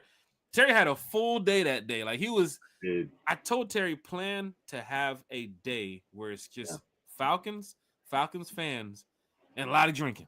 Yeah. So Yeah. Now we had a great time, man. We definitely did. Mike, hey man, if you ever come in, please let us know. We'd love to meet you, bro. And yeah, man, I think you'd have a good time, Mike. I really do. I think you'd. Man, you could definitely come out, man, have a good time. We get you to meet some players and some other stuff like that, man. So we can arrange that, man. But here's the cool thing about it. Mike said he'd love to come out and hang out, man. That's what's up. Or you know what? Might even come over there. If T-Will can pick up a golf club, we can come over there to Puerto Rico and play. I'll come over there and play in Puerto Rico. You send me the coordinates, the closest golf course where you're at in Puerto Rico. I'll check flights and we'll have the crew over there. But we're traveling already. We have a golf trip next month. We're playing on the number 2 rated golf course in Georgia next month. Okay. And then public golf course. And then I have a link to a PGA ground in South Carolina. So we're going to be playing one of the PGA Tour grounds soon too as well. And in the content, because we're creating content too as well. Country actually got some clips to me yesterday that I'm getting ready to post on the TikTok and all the other golf channels that I'm starting up. But we got some footage, man. Like me, Country, my other friend Malcolm, and we got some other players going to be playing with us. Like we got some footage. But then again, we're also decent at golf. So it's not like you're getting, bad golf players and good jokes. Like we know how to play. So you're getting best of both worlds. But big shout out to Michael L, man. You arranged something. The schedule drops like between May 13th and May 18th, the schedule drops. You find out what game you want to go to, man. Let me know. Come on over. We'll look into all this ticketing and all this stuff. We'll get you squared away, and we'll make sure that you have a good time, man. And I guarantee the Falcons come away to win. That's the only thing I tell Falcon fans when they come out to a game, when they hang out with us. I say, you're going to have a good time. I don't know if they're going to win, but you're going to have a good time. You know what I'm saying? Because I do want them to win, but every time I invite somebody to a game, that's what they say. Like, man, Jack, I had a good time, man. If only the Falcon won, man. That's the only thing that I certainly had a good time when I came out with you, Jack. Like I had a ball. I was a little sore the next day because if you've never been out with Jack Spade, Jack does like to drink. Okay, Jack likes the libation. So Pam Johnson, Mike, of our Rise Up Tour fan club, she's mentioning the watch party in Minnesota that we threw for the Rise Up Tour fan club. I was the host of that one. The London party too as well for the Rise Up Tour fan club. I was also the host of that one. So we do these events out of town. We do these events at home games, away games. But yeah, T-Will, you was going ahead. You were saying something to my bad, brother. No, it's fine. It's just, look, man. I had one of the greatest times of my life, but Jack is Jack is not a lightweight when it comes to drinking. So get your weight up, Mike. If you're gonna go, can't be a lightweight, buddy. There'll be drinks coming Mike, in. you never know. It could be every 8 o'clock. direction. Could be 8 o'clock at night. Could be 5 p.m. in the afternoon. It could be 11:41 in the morning. Karina says Minnesota was great until they clown me on TV. You know what, Karina, you took it like a champ. I'm not gonna say they clowned you. They showed you for the Falcon fan that you are, and that is one with respect and grace. And you stood out among them, and you held your own. Damn it. So whatever. You made me proud that Karina, day. I had one of those moments too in Minnesota, right? I already knew it was going to be a tough game. The way the Falcons were playing at that time, Kirk Cousins, how he was playing, his performance, going into a tough Minnesota environment. And for fans that don't travel to these games, you don't know when we're telling you guys like tough environment to play in. Minnesota is one of those stadiums, right? They got Philly, they got the Cowboys. When you travel to these stadiums and you hear it, you'll say, "Oh wow, I see why it says a hostile environment." Because some of these fans, they don't sit down. In Atlanta, we got it good.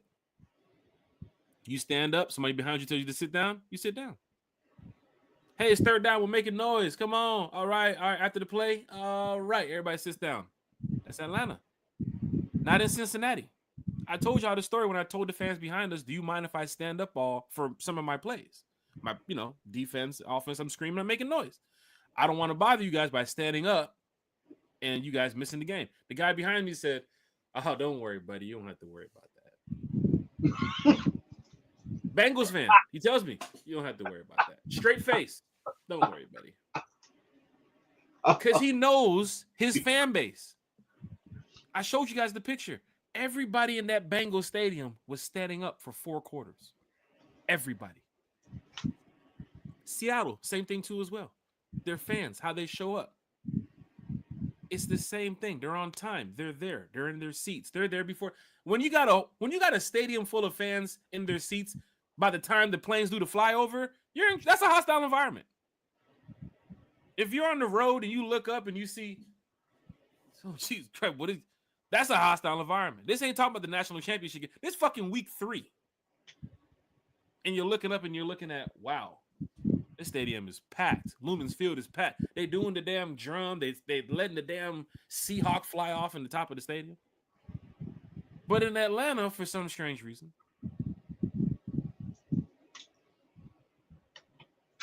the second quarter, Falcons 10, Bucks 3. Tailgate still going. The DJ's still outside. They ain't even pack up yet. Oh, they're gonna scan the tickets in the third quarter. Don't worry, we'll be in there. Got to change the coach. Got to get in that seat. Got to get in there. Pam Johnson, the Eagles fan base is worse. I am glad I bought my friends Alicia, who's from Philly. She was a big help dealing with the Eagles fan base. Uncle Steve was there in Philly with me. I ain't had no problem with Philly. Uncle Steve said he was having a bunch of problems over there. He was row 1 with me. I'm on the 50. Steve is right there next to me. We're on the 50-yard line. Row 1 behind the bench. I was on top of the seat talking hella shit. Ain't nobody said nothing. Because some of the season ticket holders in my area said their season ticket holders, they're not losing their seats, Terry. Remember, you told me before I went to that game, Terry, you told me to watch myself. You said, be careful where I sit, be careful where I go. Yes, Terry, I did. That wasn't the case. But then Terry also pointed out, well, Jack, you didn't sit up there in the 400 section with the rowdies. Well, you did not. You sat in the hundreds where you sat with the with wine and cheese crowd. Yeah, with the wine and cheese crowd. You did, yeah. Because I was over there doing the little Uzi dance. You know the little Uzi dance. You didn't sit with the lowbrow crowd because that'd have been that'd have been different. That'd have been real. You'd have been up in that 400 section, bro. Okay. Apparently, that's where the problem started. I just, big shout out to the Grady family. But once again, man, I was enjoying myself in Philadelphia. Every city I go to, I enjoy myself. But I've seen the different cultures of how fans get to the stadium early, get to their seats, sit down, watch the flyover, cheer when the kickoff hits. and you're probably filling up 1 or 2 seats as the game is starting. You're probably looking at, damn, this row is almost filled. Versus, I've seen it in other cities, and I've also seen it in Atlanta. But yeah, Falcon fan, this is great when we're talking Falcons football. Now we're talking away games. Now we're talking, Rise Up Tour fan club. We're talking a little bit about everything. Pam Johnson said I was in 100 section behind the Falcons bench. Karina Atkins, Eagles game was crazy. And we come away with a dub. Not a battery thrown, not a punch thrown at us. I honestly had Philly fans shaking my hand. Wine and cheese crowd. I had Philly fans shaking my hand, telling me which cheesesteak place to go to and not to go to. This is how folks get taken right here, right? Because they take what is said out of context. Again, Jack was in the wine and cheese crowd. So I will say he this, was around the folk with money. I will say this because T Will's here. Yes. And Dwayne referenced in the chat, he said Jack is that guy. I'm a different type of fan. If you react like me at away games, you're not gonna be touched. You're gonna walk away with fans. You're gonna meet new friends. You might need some new networks, some people you might meet down the line that's gonna help you out.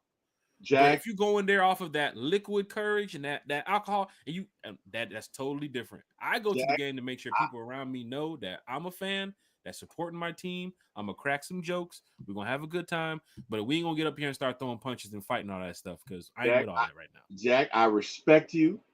I like you a whole lot. You're my guy. But you can do that in the section that you were sitting in. If you go in the nosebleed section, they're not gonna give a damn. They're not gonna give two you-know-whats about who you support. They're gonna be like, "Oh, you're not supporting Philly? Watch this." I've had, and I'll talk about this when the schedule drops. I've had 2 bad run-ins at away games. The one I told you was the Bears game with the Bears fan in Chicago, the year that we beat them on that 4th and goal play, when they're trying to quiet Matt Ryan, Rich. What's that guy's name? Gannon or the quarterback? I forget the tall guy for the Bears. He was the quarterback. I know you're talking about. Yeah, he's not Mike something. Mike Glennon. Mike Glennon. Yeah. He tries to quiet the crowd down in Chicago. He's on the goal line. Everybody's trying to quiet him down. Shh. It's 4th and goal. We're gonna beat the Falcons. And I'm over there screaming, "You suck! You suck, Mike Glennon! You suck!" I'm screaming at my top. I'm screaming like crazy. And of course, they don't score. Incomplete pass. Game is over, and the Bears fans turns to me and they're like, "Get him!" Like they want to destroy me for that moment. Because don't forget, you're in an away game. You're in somebody else's city. This is the 4th and goal moment, and I'm in the end zone. I'm right here. This is my moment. I can show you all the pictures. This is my moment. Matter of fact, I'm gonna go find you the pictures. This is my moment. Say it again. This is my moment. It's Chicago. It's 4th and goal. Oh shit! My Falcons are playing. My Falcons are winning. They're about to win the game, but the Bears are driving down the field, and there's 4th and goal, man. And guess what? They're not on the 50.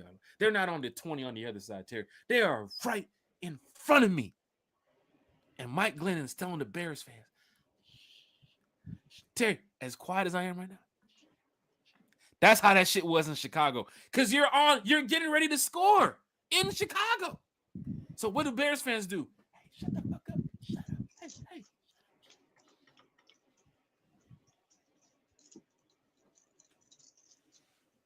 Blue 52 does. Hey, Mike Glennon suck. Mike Glennon suck. Mike Glennon. Boy, I'm going off on them. Going off. The Bears fans, they forget about the play and they turn to me. He ain't with us. And the other one was Grandma at the Saints game. I told y'all this story. She wouldn't let up. She picked that moment that day. She saw Jack Spade on the back of that jersey and said, "I'm on your ass today. I'm on your ass today." When she pointed that umbrella at me. Oh wow! And I turned. I've never heard this story. I've never heard. I never told you the story. I never heard this story. So, oh my God, Carrie, Carrie about to get mad. So, in New Orleans, in their 100 section, now I think they changed it up to where they've it's not aluminum seats no more. Like the stairs are like a high school gym, right? Like when you're walking up the stairs, you can hear it. Cling, cling, cling. You can hear it. If you're sitting in row 30, you know somebody's walking up the stairs because, bro, you can hear it. What New Orleans does, they shake they stomp their feet to make it sound like the stadium is like in a roar. You know what I'm saying? And the Broncos do it too. When they do it like 50 60,000 people, it sounds like the Broncos stampeding through the stadium, like the horses, right? So for New Orleans, they do it in an attempt to kind of like shake the stadium. So we were getting beat that day. This was back when Roddy White was playing, right? And I was mad as hell because the team wasn't doing well, but we had to go beat the Saints this game. We lost that game, but we scored, and everything just erupted because this grandma was going off on me. She was going off on me the whole game. Sit down. He came on here from Atlanta to watch them sicko bird. You know how they talk in New Orleans. Them sicko bird. Baby, what? So I decided, and I'm in row 9, like seat 15, 16. I'm in the middle of the row. When we score, I tell people, excuse me.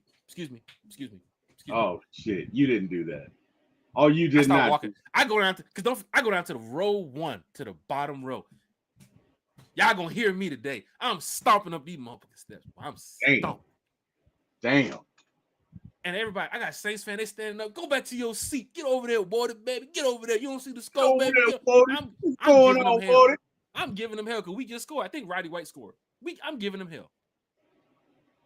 As soon as I get back to my seat, who's there with that umbrella spinning it? I can't even see her face. She's spinning the umbrella. That's what you got up for, baby. Oh, wow. That's what you got up for, baby. Her family's not even helping.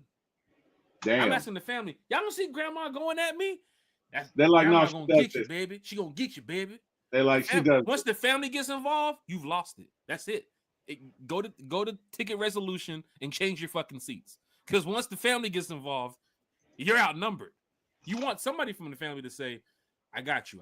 Yo, grandma, calm down, settle down. He's not from here. We're cool. Nope. They got on me. Grandma gonna get you. So I had to play it. I'm over here pissing off these Saints fans in the Saints section. I had to play it. They were gonna rip. I love it. So I told my partner, I said, look, I finna go act like I'm getting a drink, right? When you don't see me, you go get a drink too, right? We gonna get up out there, motherfucker, real quick. I ain't walking out with all these Saints fans. Right now, bro, I'm talking cash shit. The team lost. I'm talking cash shit. Now it's to a point where grandma getting it, you getting it. I'm talking cash shit now to a point where they're like, oh, we gonna stab him.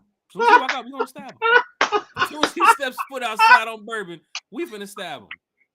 There's gonna be a stabbing on Bourbon because this joker right here talking that shit at the Falcons. You could feel a tremor in the force, bro. I'm telling you, because nobody was around me in that mode, like they're laughing and giggling no more. Because now I took it wasn't funny. Grandma getting on me, the rest of the group getting on me. My team's losing. I'm like, bro, I'm gonna hit somebody here. I'm gonna hit somebody. You weren't gonna end the day with the stabbing, is what you're saying. So I walked up out of there. So didn't get a drink. Went out the stadium.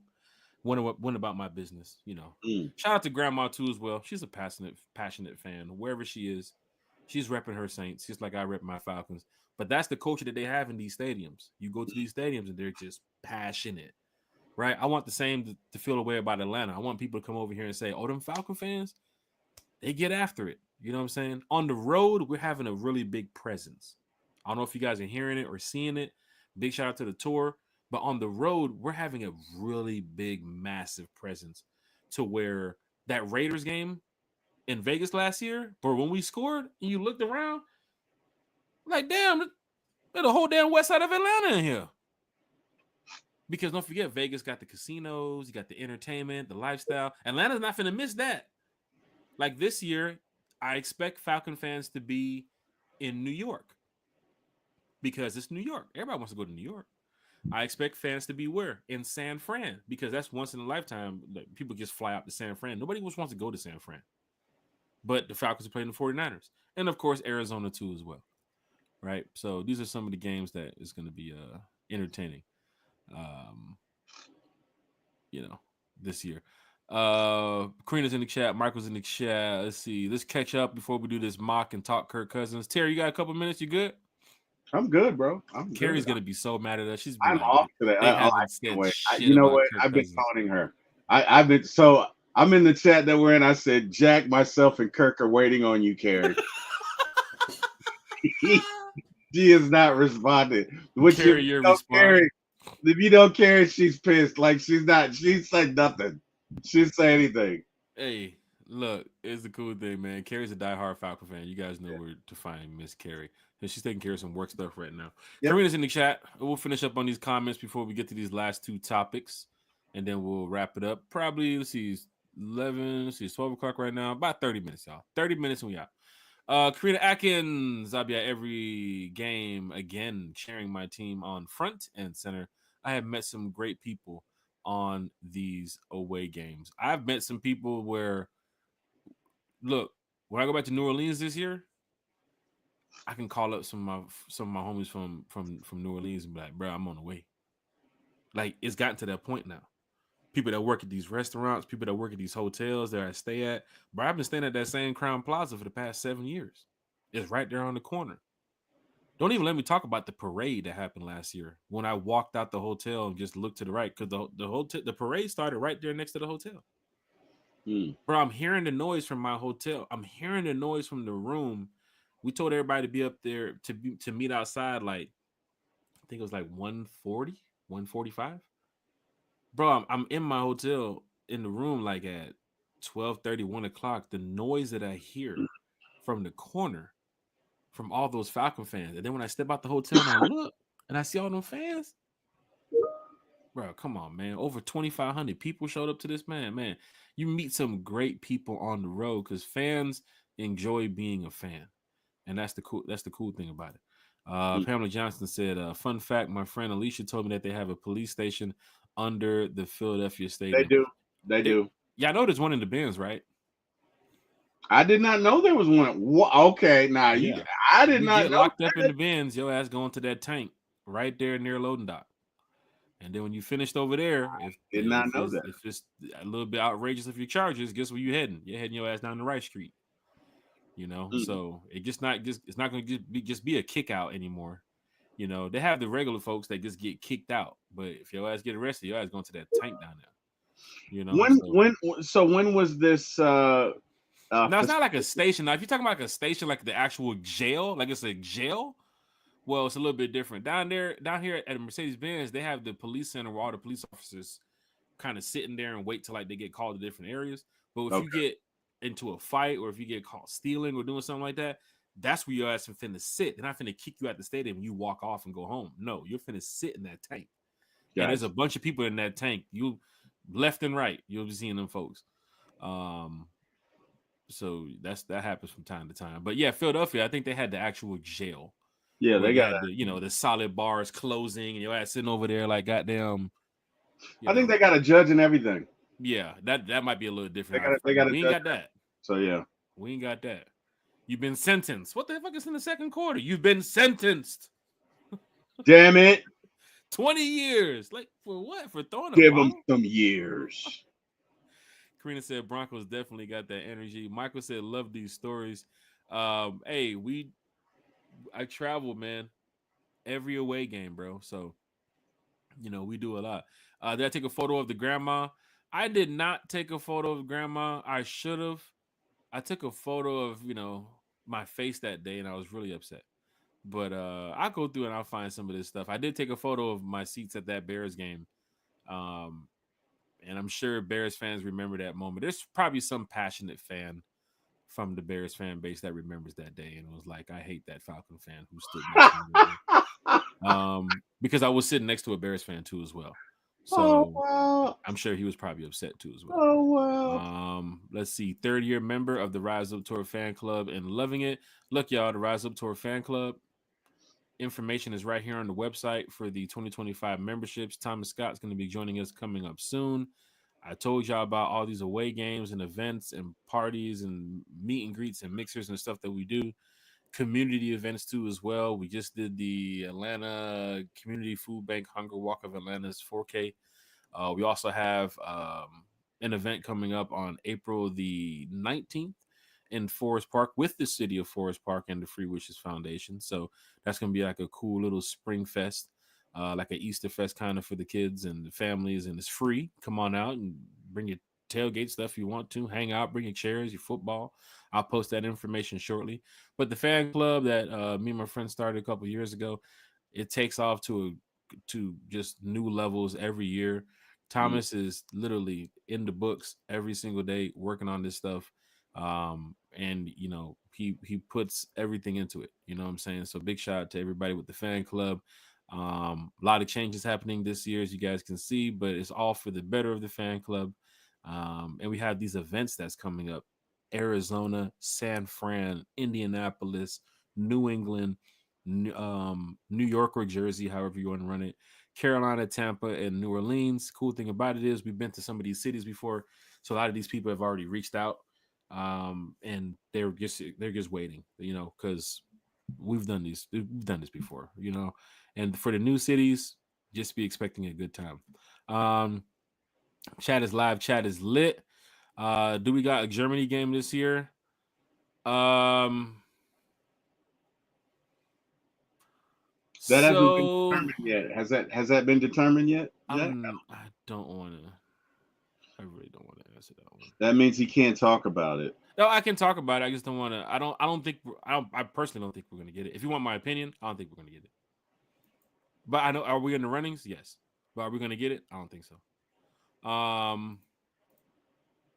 Lisa Shepard, I love to rep on the road. It's so much fun. When you're an away fan, going into somebody else's city, walking around with your gear. Like I remember Bengals fans were talking shit to me one day, and I'm like, bro, you're AFC and I'm NFC. Why do you care? Like this is one game that we're gonna see each other for the next 4 or 5 years. Why do you care? Like I'm staying outside my hotel chilling. Like why do you feel the need to come over here and talk shit? Like okay, you're the Bengals. You got Joe Burrow. We get it. You got Jamar Chase. We get it. But bro, you guys got to deal with the Ravens and the Chiefs and AFC teams, the Bills. Like Jack was like, "Why don't you win your division, loser?" What worried about us for? It's an actual Jared on there. So big shout out to Pam Johnson. Love the Rise Up Tour members. A lot of new members too as well. A lot of returning members too as well. So big shout out to Pam Johnson and all the members of the Rise Up Tour fan club. Michael says, any of you guys vets? My wife is a Marine, so big shout out to your wife too as well. Salute the service for her. Now, I myself is not a vet. My sister is. Now, Mr. Terry, do you have any vets in your family, sir? A few. Okay. Yeah. Okay. I know I think DSGB Hall, Michael. Where is he at? DSGB Hall. I know he's in Cali right now, but I think he's stationed in Cali or he's in San Diego. But I think he's coming back. He just came back from tour too as well. So DSGB Hall. Big shout out to DSGB, man. Rise Up Tour tap in. You see a lot of the Rise Up Tour fan club members in here too as well.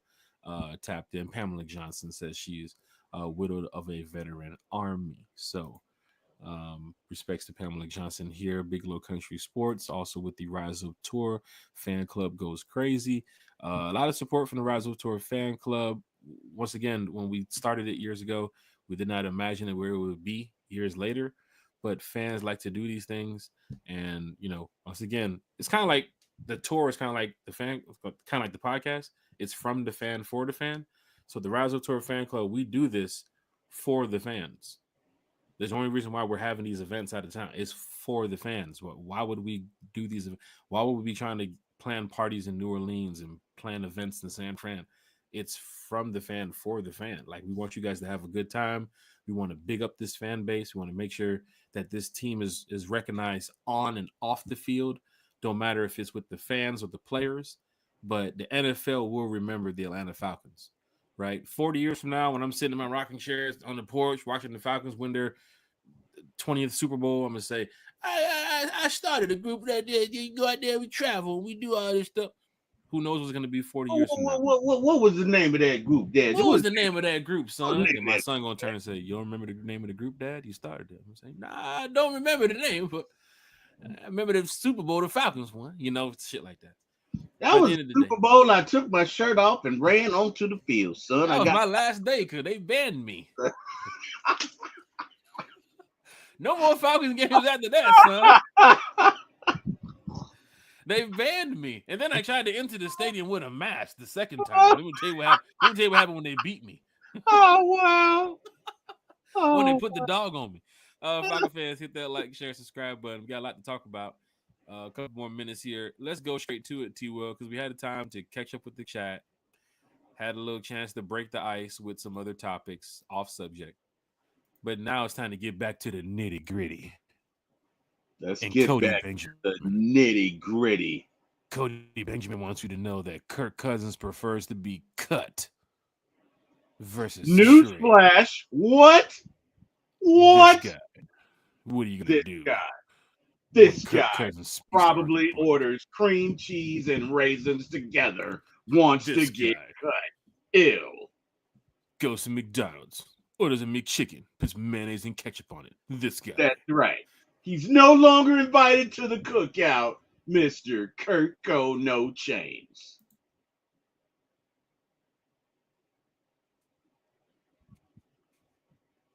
So, I mean, you know, to quote my great friend Lisa Shepard, I mean, we knew he wanted. We knew Karen Cousins wanted to be released. Apparently, he went back to the manager a second time, right? Because he met the first time, and then he called him a second time and was like, "No, but I really want to be released. Please, oh pretty please, can I be released, please? Not with the cherry on top. With the cherry on top, please. No mommy's way. Please." Kirk Cousins prefers to be cut. Apparently, that's the report coming from Cody Benjamin. Hey, Jack, didn't you talk about Kirk Cousins the other day on the podcast? Yeah, we did. And 22 hours later from that moment, Cody Benjamin puts out a report saying the Atlanta Falcons don't expect Kirk Cousins at voluntary workouts this offseason. What a guy. And they're open to trading the quarterback despite previous indications they plan to keep the demoted veteran as a backup. Just don't count on Cousins. Just don't count on Cousins landing with the Cleveland Browns. Popularly speculated landing spot via trade. The Browns are not interested in absorbing Cousins' current contract, according to the Atlanta Journal-Constitution. Who's calling me? Which is one reason the quarterback prefers to be outright released. Kirk is asking to be cut loose. D. Orlando Ledbetter reported on 92.3 Cleveland's The Fan, explaining that the Falcons would be expected to eat the majority of what's left on Cousins' what's left on that whopping $180 million contract to facilitate any kind of trade. That, of course, will be pending Cousins' own approval of a move to Cleveland. He's going to approve it because he'll probably become the starter. That's the only team where he can become the starter, and he gets to leave Atlanta. And a team is actually calling for Kirk Cousins. The Giants are not calling. The Seahawks are not calling. The Cardinals are not calling. The Broncos are not calling. Even the sorry-ass Jags are not calling, for God's sakes. Considering the veteran has a no-trade clause in his contract. No trade clause. What a guy. T-Will, one thing I don't like is mayonnaise and ketchup on my McChicken sandwich. And people who's trying to eat up $180 million of the Falcons' money. Ew. What's your thoughts, T-Will, on this? I'm just over it, man. To me, this is the pinnacle of entitlement. Like, hey, Art Baby, can you release me? Hold on. Right on time. You don't make me sick. You make me sick. Yes. I love it. Oh, you're right on time, Carrie. She knew she wanted to do this. You're right on time. It's kind of like that. Remember that, like those old movies, what was those? Like the Disney movies where the guy puts his arm around the girl and she looks over and he's like, "Oh wow, I knew this was going." Carrie knew he was talking Kirk Cousins. She knew Y'all what are time she was so gonna get back wrong. in I'm time. I'm creeped She out about cleared that her example, schedule. Jack. Just I'm just saying that was a little creepy, knowing everything that Diddy was up to. That was just I don't, that was a little creepy. I'm wait. just I said Disney, not Diddy. Good I Lord, thought you Terry. said Whoa, Diddy. Diddy. Oh No, no. no. Okay, that's a What little did you much. come out with? It sounded No, like you said Diddy. I'm just No saying Lord Diddy. Jesus. No Diddy over here. it's a little creepy. Okay, well, hey, I just need to clarify. No, and But in all seriousness, this is just this reeks of entitlement, right? So, hey, I'd like to be released because they don't want to take on my contract. What does that have to do with the Falcons? Right? At the end of the day, right? The art of deal making is it's going to hurt you a little and it's going to hurt me a little. But we both get what we want, right? The art of making a deal is I have something that you want and you have something that I want, right? So Kirk is trying to convince Arthur to release him. Why? Again, this reeks of everything that is wrong with Kirk Cousins. Can you It also please reeks another release way me? too. he Why? wants his way. Reeks another way. Right, right. You know what I mean? Like, I honestly, the more I hear about Kirk, the more I'm convinced Kirk never got his ass whooped as a kid. Because I'm so sorry. Because No. if he did, he wouldn't be throwing Is, these is, tantrums. does somebody need help over there, Terry? Is somebody like calling for help? What was that? Siri was tripping a little bit, but no. In all seriousness, Kirk never got his ass whooped, right? Because let me tell you something. And everyone from certain households has had this talk, right? When my mother would take me and my brother on some destinations, not all, but there were times where she'd be like, "Look, we're going in the store. Don't pick up anything. Don't ask for anything. I'm gonna get what we need." That was the talk, and you knew not to do anything, not to do that, right? Hey, Right. got an allotment of stuff to do. I need you to do this. Now, okay, I tried it one time. Yes, I was that kid. I tried it, and I got dealt with in the store because my mama believed wherever you did it, you got it. Okay, so she clapped my ass up, boy, because I wanted some Cheetos that day. Damn it, I wanted some Cheetos, and I just showed my royal, you know what, and she showed me that that is not the way. I'm not gonna get into what she did because it doesn't matter. Love you, mom, Mm. but I never tried her again. But the point is, Kirk consistently comes back. Let me speak with your manager again. Let me speak with him again. Oh no, I really need to be released. Why, Kirk? Why? What does it benefit us?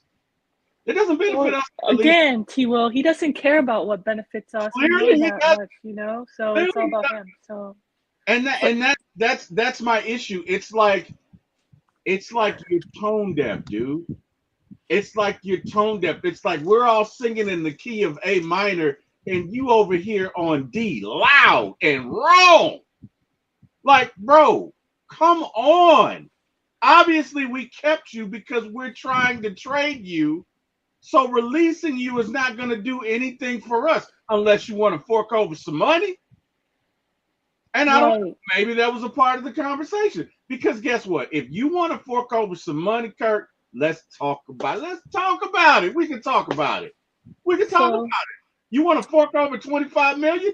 Absolutely, Kirk. We can talk about releasing you. Get your agent in here, right? And let's have the conversation. Other than that, how about you go sit in that corner, shut the you know what up, and have a great day. That's how I feel Terry about Johnson's comment right here. She has, Kirk, not our cousin, can ride that bench until we get a taker.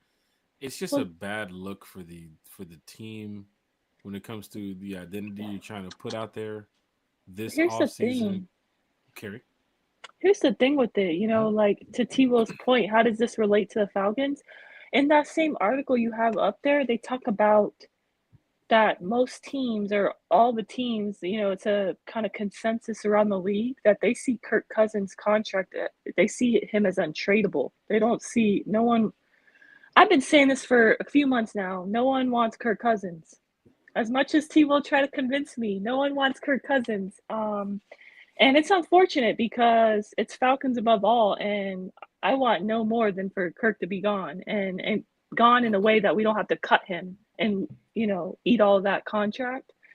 But at the end of the day, if I was a non-Falcons fan, if I was a fan of another franchise, I would not want my team to trade for Kirk Cousins. Maybe take a swing on him if the Falcons cut him so it won't cost me anything and I could pay him what I want. But you have to see it from an outside perspective. Why would you want your team to go after Kirk Cousins?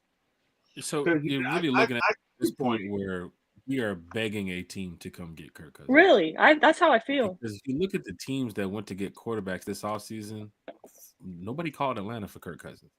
Even Sam Darnold landed himself. Nobody called. We just didn't accept it. Like, look it. People were trying to get Ryan Tannehill. Ryan Tannehill out of retirement. Why not send him? Ryan Tannehill was being brought up for a starting position. He hasn't played football in like 30 years.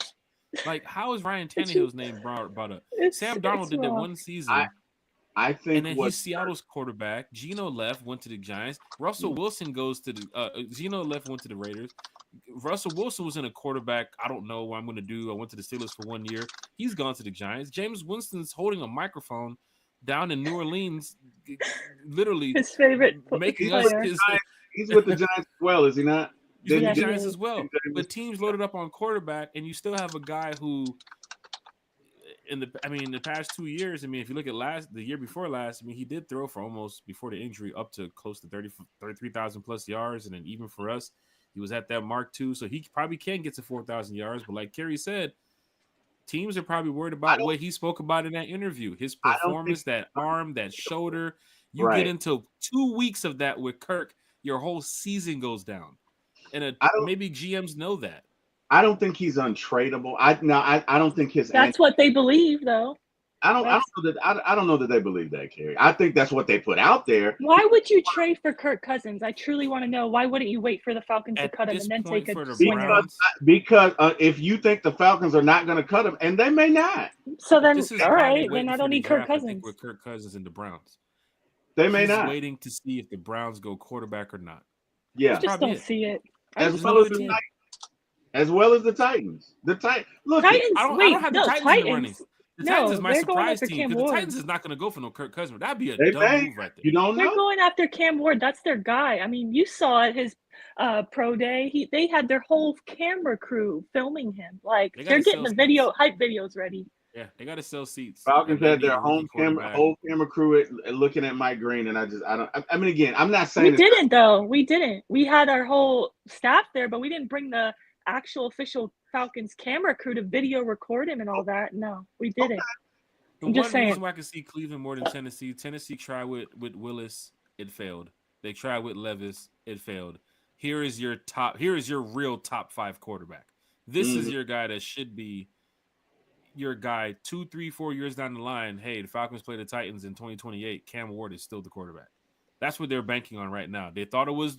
Remember Malik Willis coming out of college? Oh my God! Look at the highlight. Look at the throw. Look at that tape. He wasn't the guy. And then Will Levis coming out of college wasn't the guy. Cam could be the guy. He has some really good traits, man. Cam is pretty decent, I must say. And to see, I told you, between him and Shador, that talk with them, the trash talk and all that stuff, I think Titans would be out the picture for Kirk.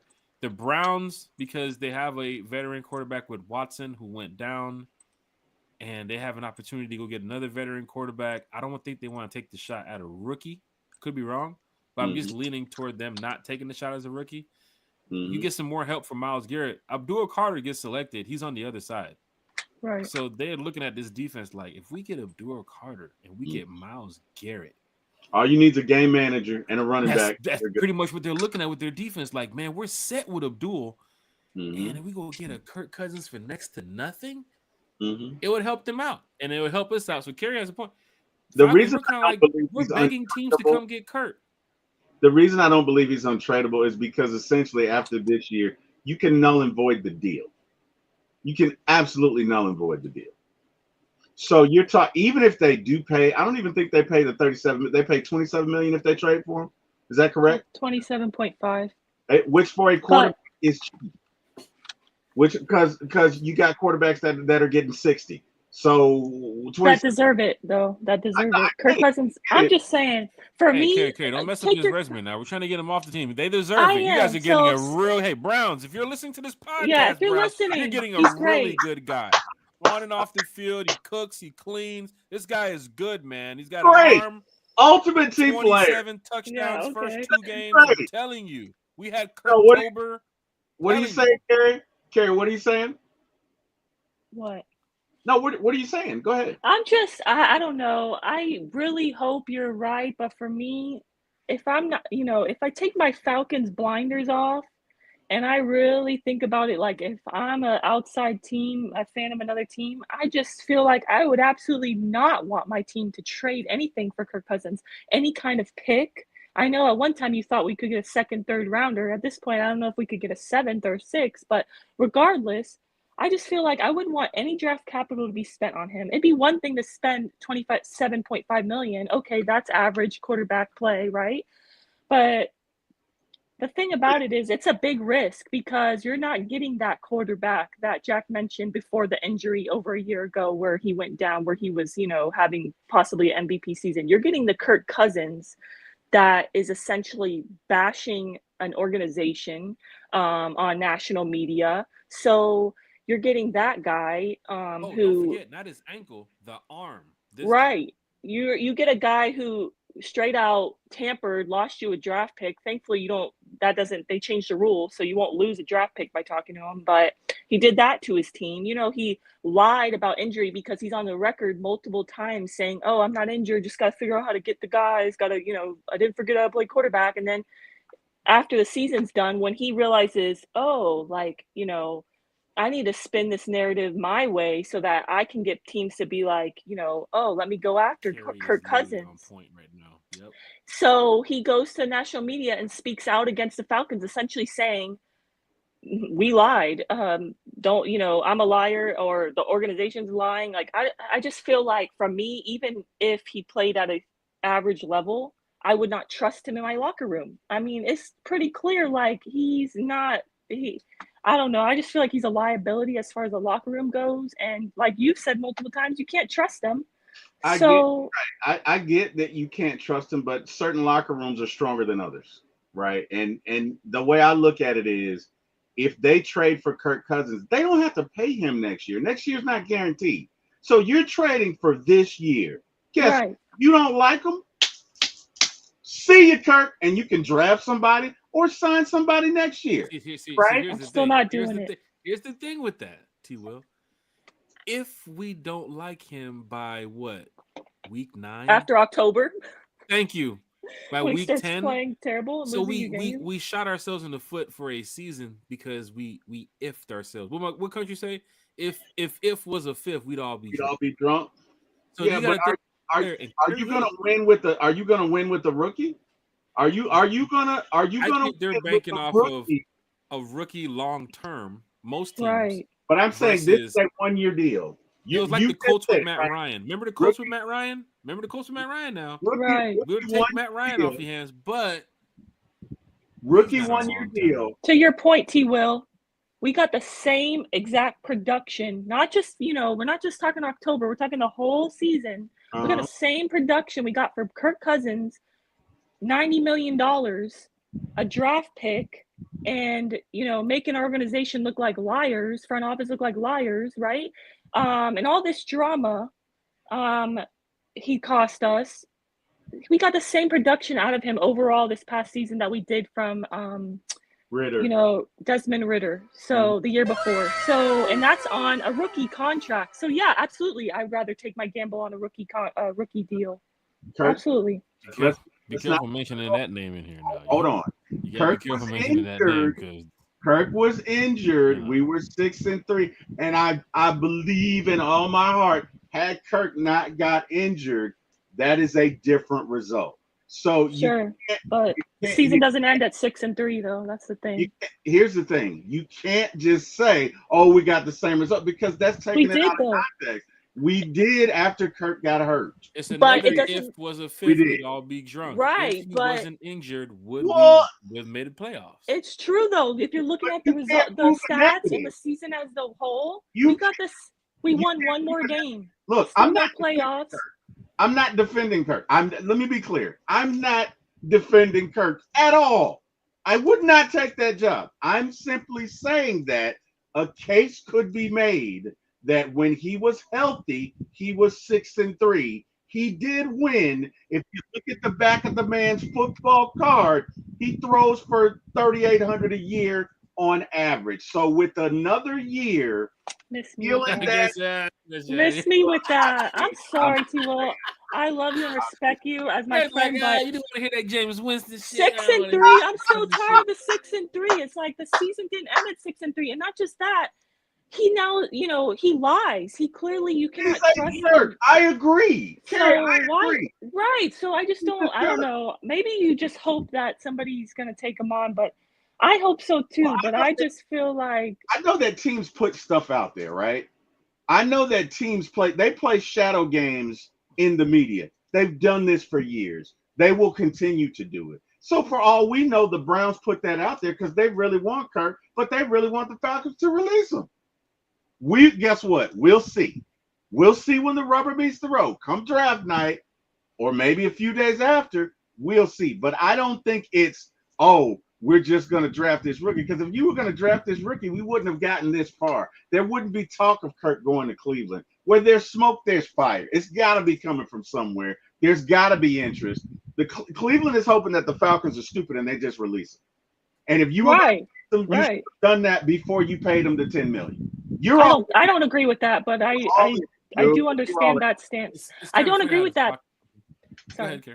I don't agree with that only because, yes, I did have it written down on my calendar the day that we would have to pay out the $10 million for Kirk Cousins. But I think from the front office perspective is that they're basically feeling like they lost so much from Kirk Cousins. I mean, even Raheem said it, and Terry at this owners meeting in Palm Beach this past week that, we didn't get what we thought we were getting with Kirk, right? So from their perspective, they're trying to recoup some kind of loss on this.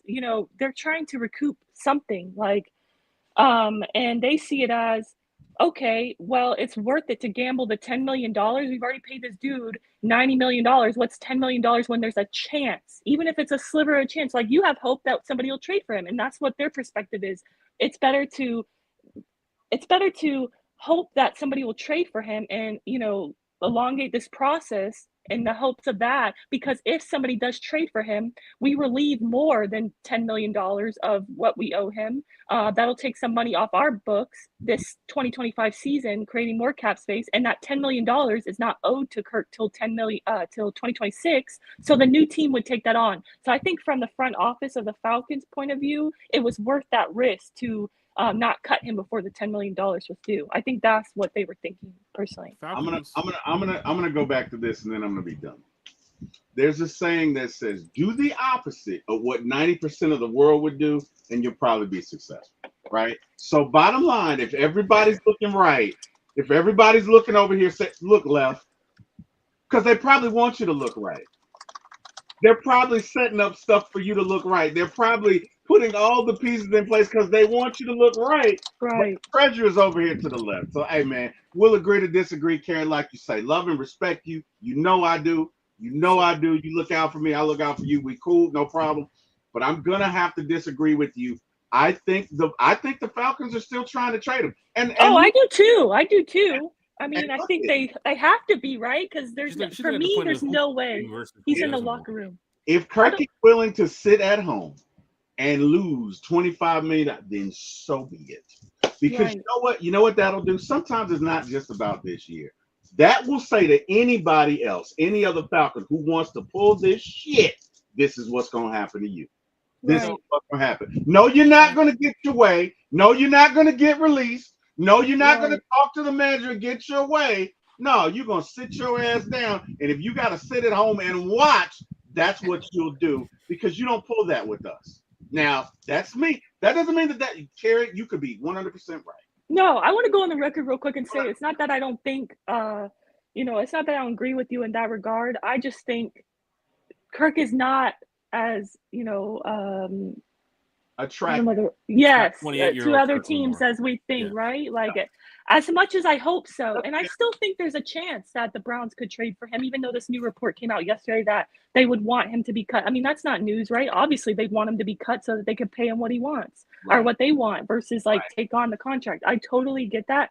And I agree with you, though, that I think there's still a chance. There's, literally like that meme, like you say, there's a chance. There's literally still a chance that draft night, there's been reports that they want to take Abdul Carter. So if they do that, who's the quarterback? I'm hoping it's Kirk Cousins, and I'm hoping we get a trade done, honestly, because that's what's best for the Falcons at the end of the day. I'm a Falcons fan, but I just feel like Kirk is not as attractive as a trade as, people want to think he is. But Kirk wants his way. Kirk wants to eat his cake and have it too. Like, okay, Kirk, if I'm Arthur Blank and you come to me with this bullshit, I'm going to say, hey, Kirk, give us back $30 million. You'll probably make that in the wash. Let's get your agent in here now. Because see, and here's the thing: when you start talking money, you know what you just did? Right. That's what Kirk is going. No. Right. Then it's going to be because you're going to stumble because you know that we have to pay you because $100 million of that is guaranteed. So since we have to pay you, Kirk, and I need you to read between the lines, Kirk. We're not going to pay you to play for another team, Kirk. You can go kick rocks. Would you want Matt Ryan? Shoes on. We're not going to pay you to play for another team. Guess what? And I don't care what y'all say. I am that damn petty. I will do it. Let me ask you this real quick, guys. Like, if we don't get a trade for Kirk, and I don't mean to put this out there because I really still hope we do, and I think there is still a chance, like, if the Browns don't go with the quarterback, which they might not, the rumors are that they're going Abdul Carter. So say they don't. Like Jack mentioned, there's not a lot of teams that still need a quarterback. It pretty much comes down to the Browns, it seems like. Do you think if, for whatever reason, they go quarterback, and then obviously we know Kirk won't want to go there because we already know he wants to be a starter. What do you think will happen? Do you think we cut him? Do you think he will sit at home because he's petty? I know you think he'll be the backup, but I don't even know that I think he'll show his face. I do too. I think he'll sit out. His entitled ass at home. I do. So it's the cat and mouse game with the Falcons. No, you're good, brother. Everybody's talking Falcons. I see how passionate you are when we talk about Kirk. No, I'm so over this bullshit with Kirk. And look, man, I'm so glad we're finally on the same page, too, because I've been so over it for weeks. And you've been like, oh, I love the drama. Remember? And I was like, I'm so over this. So it's looking like with the Browns, they probably won't. I mean, they could make a trade today. You never know. Something could happen. They say they make a move. It's really those GMs and those people in that building to say, yes, we can do it with Kirk. We can make it happen. Like, we're not worried about the injury. We're not worried about what happened in Atlanta. We have a good team surrounding him. We're going to get some wide receivers. We're going to do this. It saves us a year because of Deshaun Watson's situation. We ain't got to pay him much. The Browns are probably talking about that. If Diana Rossellini and these people are reporting it, like Terry said, something's happening where how is the Browns being thrown into this? Even the GM could easily shut it down and say, Kirk Cousins, we're not going after Kirk Cousins. He hasn't said none of that in Cleveland, right? He just mentioned he was in. Remember somebody asked him the other day, why was Kurt in Cleveland? He was like, well, we're not there. We're over here in Penn State at the pro day. Yeah, I don't know. It got nothing to do with us. But then somebody put together that the team doctor, is a mile away from the Chipotle. Maybe he stopped by the team doctor before going to the Chipotle. They're trying to put things together to say, why is he in Cleveland? Why is Kurt in Cleveland randomly? Who just gets up and wants to go to Cleveland randomly? Right. Like, I'm not going to wake up this morning and say, hey, Terry, I'm heading to Utah. What the fuck is in Utah for me to just jump up and say, I want to go play golf. I'm maybe go play golf in Utah. But Terry, I probably legs you to that point to where you say, Jack has been talking about a Utah golf trip. He's probably going to go play Utah real soon. Not just me waking up today on Falcon Friday and saying, Terry, I'm just going to Utah. So for Kirk to just randomly be seen at a barbecue spot in Cleveland and then a Chipotle spot, something's random. Diana Rossellini reporting about the Kirk Cousins. Cody Benjamin now reporting this about Falcons. Kirk Cousins prefers to be cut with Browns and willing to absorb quarterback's contract via trade. Who is Cody Benjamin talking to? Who is Diana talking to? this is just a lot going on. But for one thing, it's like a cat and mouse game between both teams, where Mhm. the Right. Falcons are like, "Oh yeah, we're gonna keep him for a trade, and yeah, they got to come get this." And then the Browns are like, "No, we want you guys to cut him, or we're not gonna make the trade unless we get desperate." But at the end of the day, if you look at it, it's a bad look. And for the fan, because somebody mentioned it right here in the chat, I think it was Auntie Pam. Where is it? Let's see. What's Auntie Pam? To Just put answer a your comment. question, Dre, yeah, the Browns, in that article that Jack has up there, it's supposedly reported that the Browns don't want to take on the contract. They don't want to absorb any portion. They want to give him, I'm guessing they would want to give him his own, 1-year deal So on they their want to pay terms. him. They want to pay him the league minimum, right? Right. Yeah. Which Because is if what we he were- deserves. We were, and you know what? The Browns could get the finger. Browns Here could it get. is. Well, T-Will, Just don't a you think comment they've from kind of Auntie learned Pam. their lesson, though? After the Deshaun Watson thing, I don't blame them for wanting to be a little cautious as far as Mhm. paying a quarterback. I'm honestly. with Kerry. You have to be cautious with Kirk Cousins. Now, for this situation, it's the cat and mouse It's where the 1 Falcons think the year. Browns. It's 1 year with Deshaun So Watson. that's You're 1 still year of your franchise, though. You're That's giving up a 1 lot year. because you might That's have 1 year. guys in the door that's saying we can win with these guys, but then you got to wait a year to see if, like the Colts, when they brought in Phillip Rivers, the Colts could want to go draft the quarterback that year. They said, "Nah, we're bringing Phillip Rivers. Look what he's done in San Diego. He's Who's Phillip out Rivers." there though? Who's out there to draft other than Shador and Cam? Who's out there? That is your moment right there for the Browns. Just imagine So Cleveland's fan base if Cam drops to 3 and they say, "You know what? Nah, we're going Kirk Cousins." if Cam Imagine drops to Cleveland fans 3, saying we're passing on Cam Ward if Cam drops to 3, to the go Falcons get are Kirk traded with Cousins. the Titans. If Cam the only way Cam drops to 3 is if the Falcons trade with the Titans. So it's a no-brainer anyway. So possibly the way I'm looking at it for the Falcons and to Pam's comment, Kirk, not our cousin, can ride that bench until we get a taker. Amen. You don't want Kirk on that bench. I don't think he will sit on the I don't bench. think though. he'll I can't think be on have the bench. Kirk I don't He's think that he'll petty. show up. out of that I don't- flowery I don't branch locker room that- in the summer. I He's don't not think even he'll talking show to up. Raheem and Terry. How is he going to walk on the practice field in Yeah. front He's of not. Raheem and Terry? He's And not. they're That's making the comments to point. the media. They're talking to the fan base that's He's sitting not on the riding a hill in bench. Flowery Branch. He's throwing passes. You have to warm up. Quarterbacks You know warm up what? with the quarterbacks. They warm up Right. with the wide receivers. The fans are not having that on the hill. You know got to what? get him out of here before training camp hits. If I he's not wouldn't- showing up to OTAs, you don't have to. But He's not that- going to show up. So The you bottom gotta line get is him he's out not- of here he's not gonna show before up. training camp hits. He cannot walk out of that door in Flowery Branch. Fans are gonna let him have it, and the Right. focus is on Michael Penix, As it not should the be. backup. I think this Falcons lot. Let me tell you something. And I'm sorry to disagree with you guys. I'm sorry, but I feel like there are things that are bigger than just a season, and nobody else needs to come in my franchise and try this shit. And if that means that this person needs to sit his ass down and not show his face at Falcons anything, I'm fine with that. Because at this point you are all It forces in. the cut. You have- It forces the cut you at that point. You gotta No, I force the wouldn't cut. I wouldn't cut him. I'd fine his ass. Why I'd would you? fine him. How? I'd Why? fine him. I'd fine him. Do we even know if he gets out on the field week 3 as the backup? He's not ready gonna to get go out for on the Falcons? field. He's ready to go give it his all. Like, So He's who's not gonna be playing preseason? oh, that's the Whoever- thing about it. Who's the preseason whoever- guy? We don't ever play our starters preseason.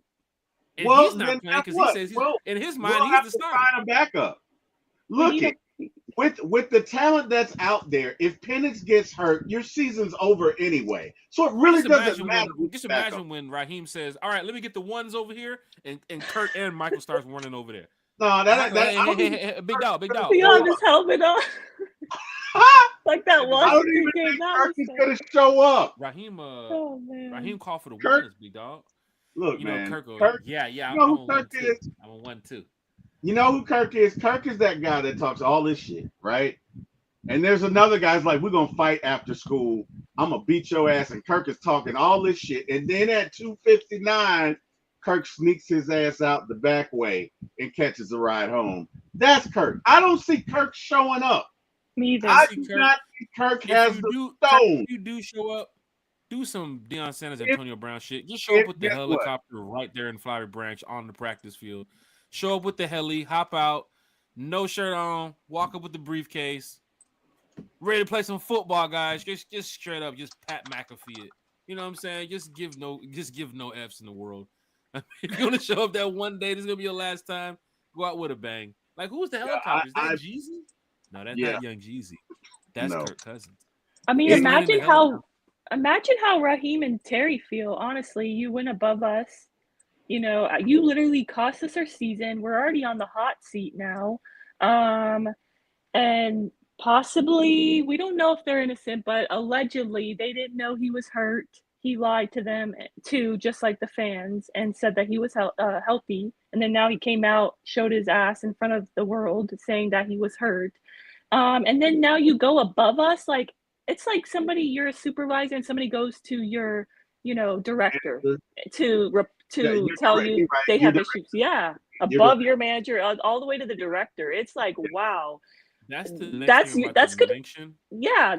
you feel some type of way. So a very bad look that they're not going to be happy with to Arthur. And Arthur is, he's at a point in his life where people do their job. You do your job, you go about your business.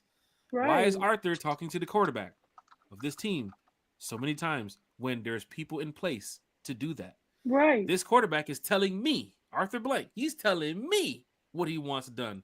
Because he's not. And how do you forget, Jack? Jack? How do you feel about? Let's talk about that. Wait, real quick. Don't forget too. You know how personal that is. I haven't talked to the guys. coach or the GM, but I'm talking to the owner. That's what I'm saying. That is for the owner to go talk to the coach and the GM. But how do you, as the owner, feel about that, bro? I'd feel sick if I'm sitting over there, bro. Depends what type of owner I am too, as well. If I'm the owner where I'm like, I got a bunch of business stuff I'm dealing with. I got people in place to deal with that. Like. Probably the Jags owners probably like that. There's some owners that don't know football too. They just have a team. I think Arthur Blank's really in tune with his team, right? So that's why Kirk can go to Arthur. Hey, Art, I trust you, man. We gotta have a talk. Hey, man, them dudes you got outside that door over there, man, them savages, man, they gonna get me. That's probably how he feels when he's talking to Raheem and Kirk, because Raheem and Terry, because he hasn't responded to them. Well, right? Now, and not just that, Jack. Don't forget. Sorry, don't forget. I want to add to your point real quick. Don't forget that Arthur Blank said this past week when he was down in Palm Beach that he took 5 pages of notes on this hour phone call with Kirk. What was Kirk saying? He was saying key details like what he wants, and he's not telling him his life story. He's telling the Arthur Blank, this is what I want to do, and this is how we're gonna do it. He thought he was running the show to the owner. Honestly, that's what I believe. Jack Lowe wants to come in. He didn't mention that Terry Raheem was in the room with Arthur Blank. Jack Lowe wants to come in. Can you drop him the link?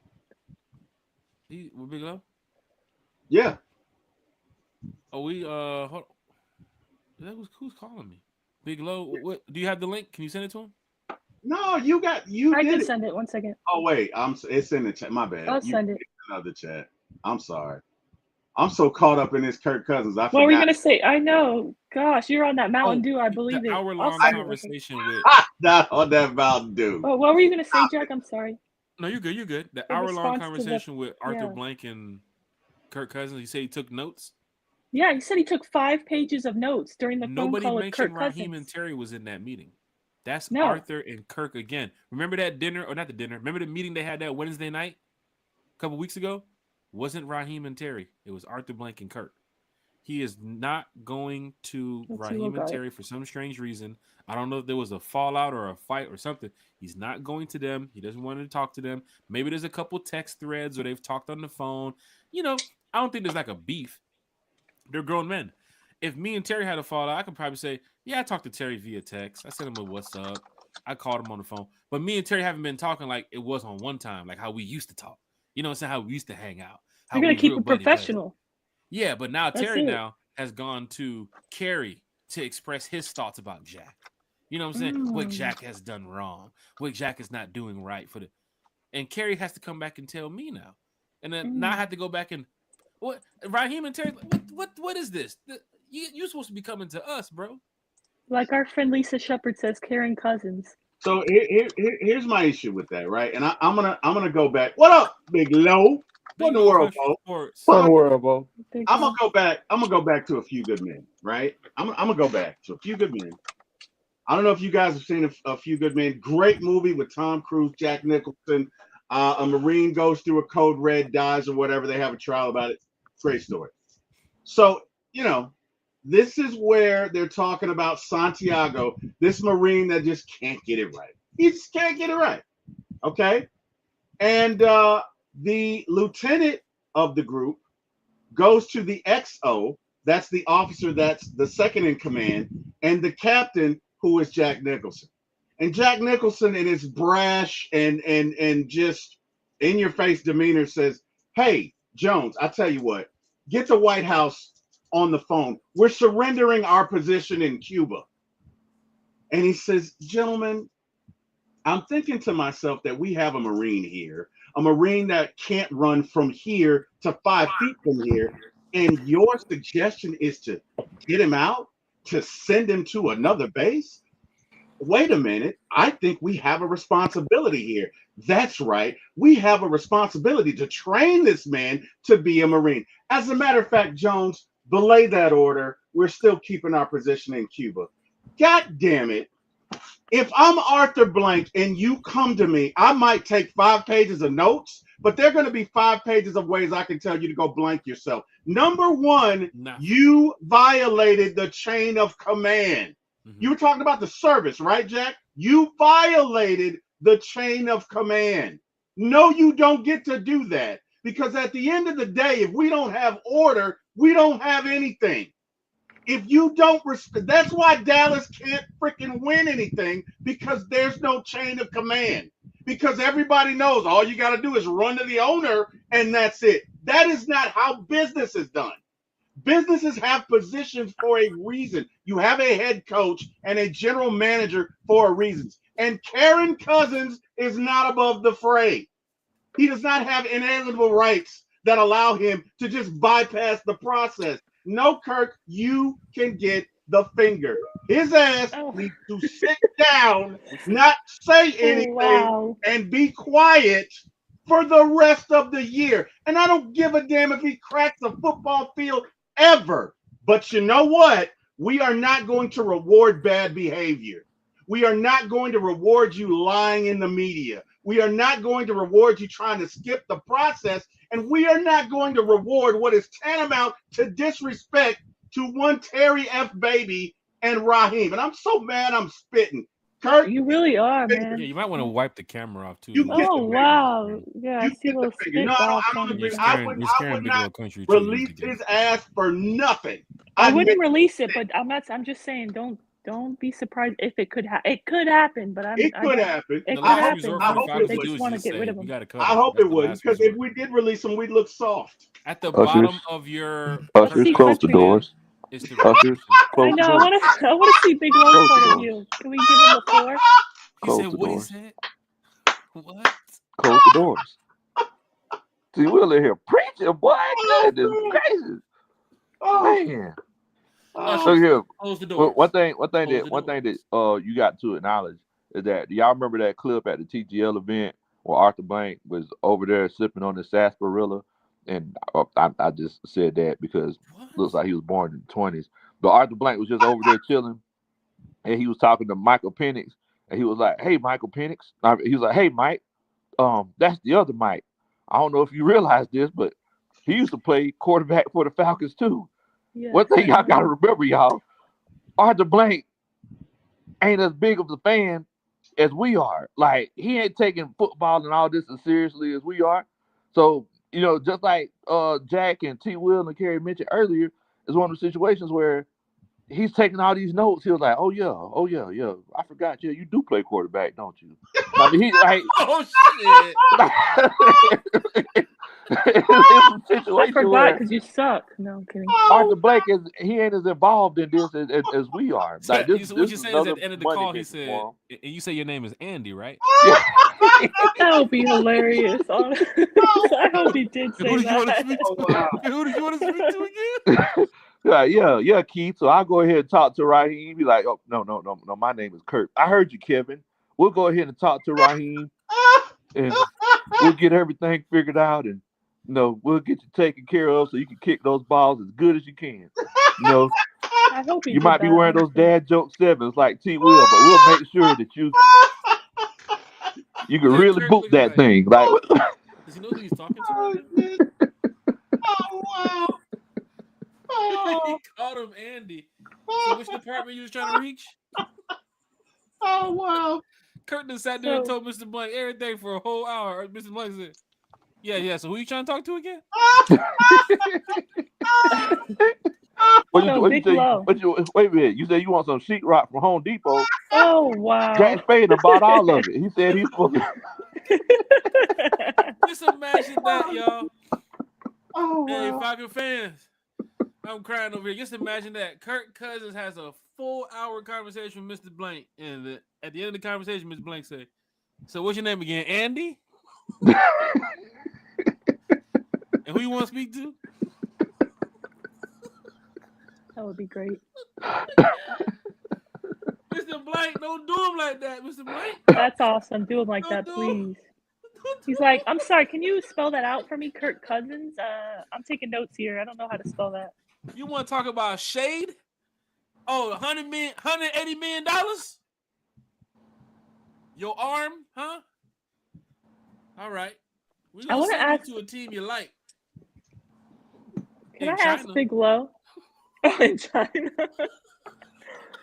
Come on. Honestly, Big That's Low, that you'll have man's to money you forgive me. playing with. You on the phone for a whole hour telling them about Raheem and Terry. They on the staff, man. Them is my boys.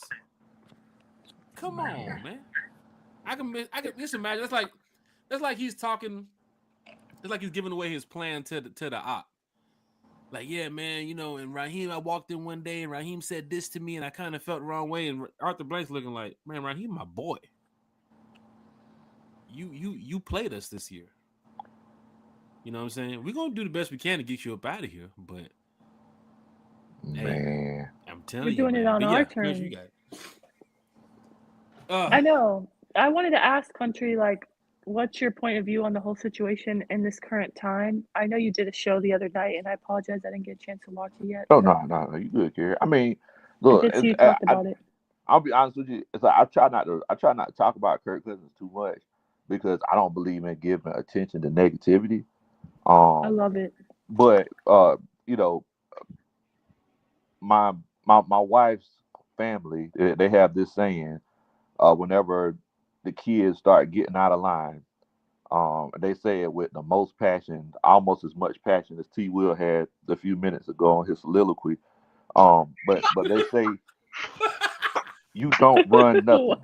That's their phrase. Their phrase is, what the kid they get the feeling themselves. My mom used to say, oh, so you could pee a hole in the ground. Now you think you can shake something. But their saying is, oh, you don't run nothing. And whenever they say that, it's gonna go down. The kids realize that they don't run nothing, So I mean, I think that's one thing that Kirk Cousins has to realize, unfortunately. He has to realize that he doesn't run nothing. He has to realize that he signed a contract. Because think about it, Kerry, if it was the other way around, Kirk Cousins would want his side of the contract honored, right? Oh, 100%. Yeah. So I mean, why do we turn around and they Give him what he draft wants. another guy and you're not good enough to be the starting quarterback? Now you going and saying, "Oh man, I want to play for another team." I mean, because look, if you want to play for another team so bad, then Waive that no trade clause. Wait, well, no, not even that. Like if it's that much, if it's that big of a deal, well, let's just figure out a way to void this contract, and even we let you better. go, and we don't got to pay you nothing. That's even better. I mean, if it was that big, but no, the money comes into play. So either you just gonna stay here, get paid what you're supposed to get paid, or I mean, you gonna have to make some concessions. Now you're taking away from the money part and look at the fan situation of having this guy literally walk out Flowery Branch, walk out week 1, out the tunnel, on the sideline. That's another part too, Country, because Country, you've been to the Mercedes-Benz before, you've been to the terrace before, and you've been to that area where the fans sit right behind the team.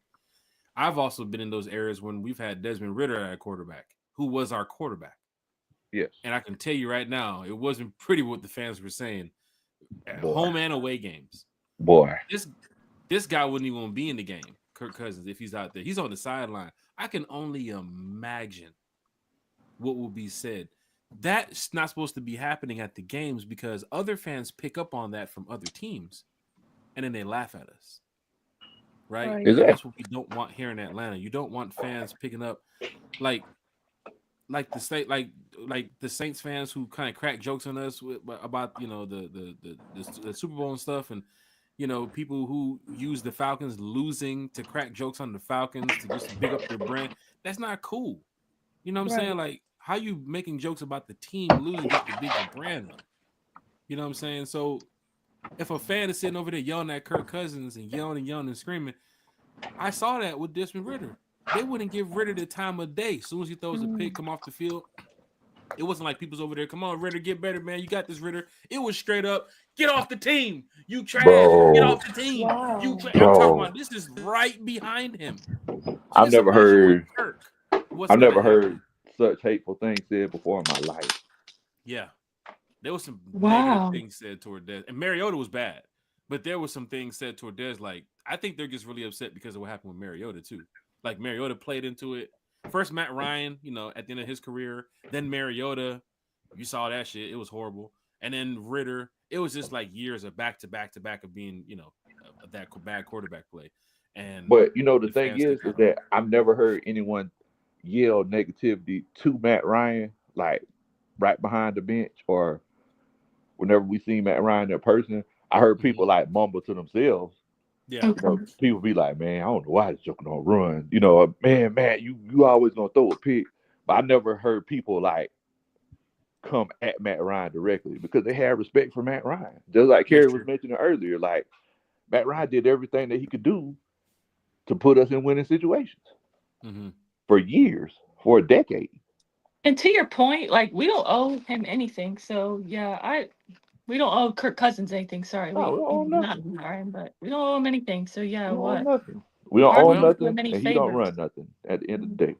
So, but what do you think, Country? Do you think that Kirk Cousins would show his face if we don't get a trade done? Do you think he would sit out, or you think he will, be Michael Penix's backup?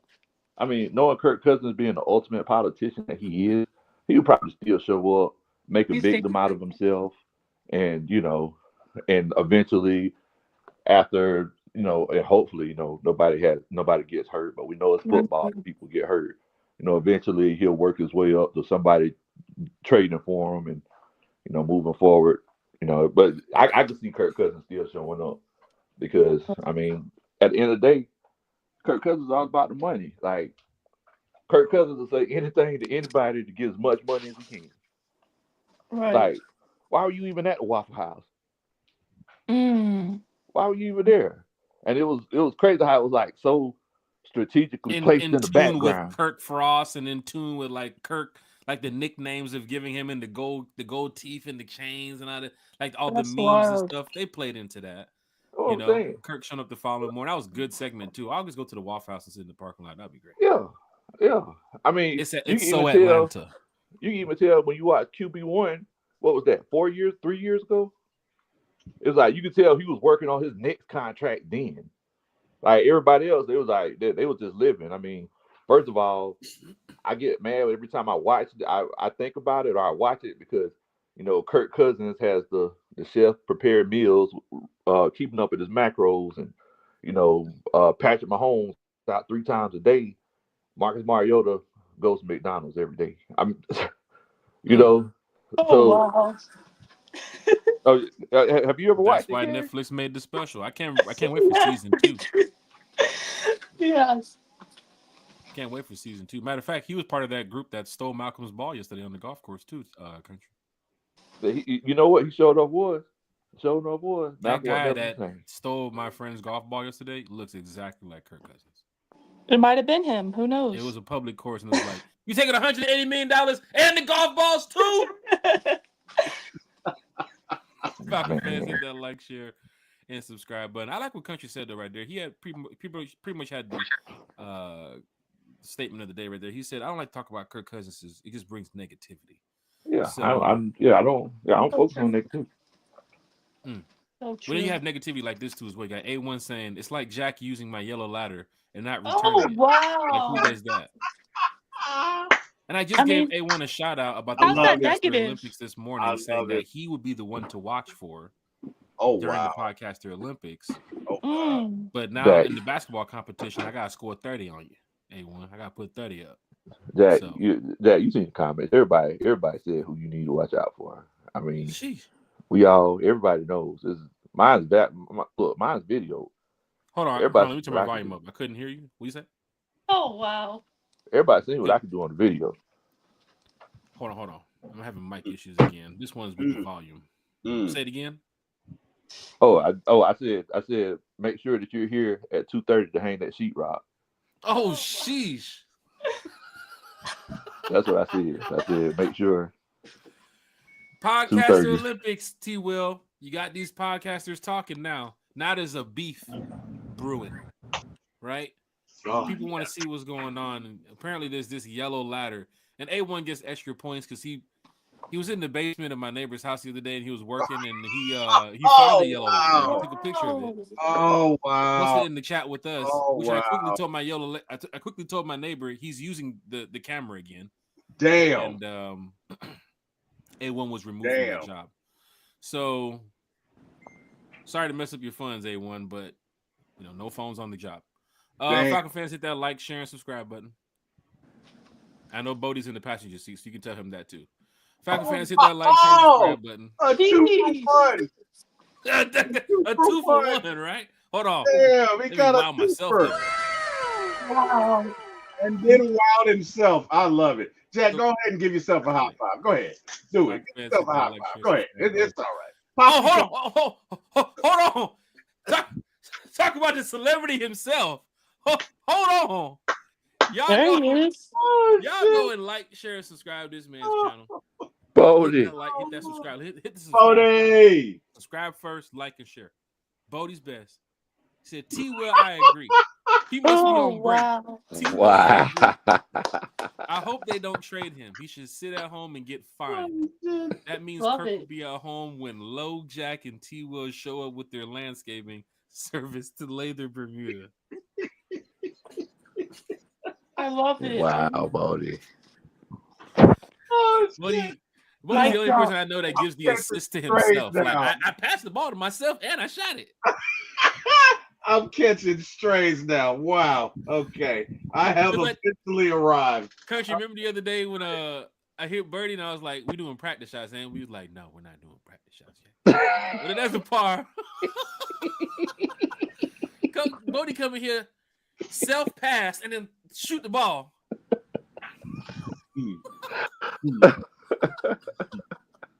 Luca over there like, you gonna pass me the ball? Like, But he with those behind the back, like this country, we hold the ball behind the back and you lay it up. Bodie goes to the stat person. That's an assist too, ain't it? Man.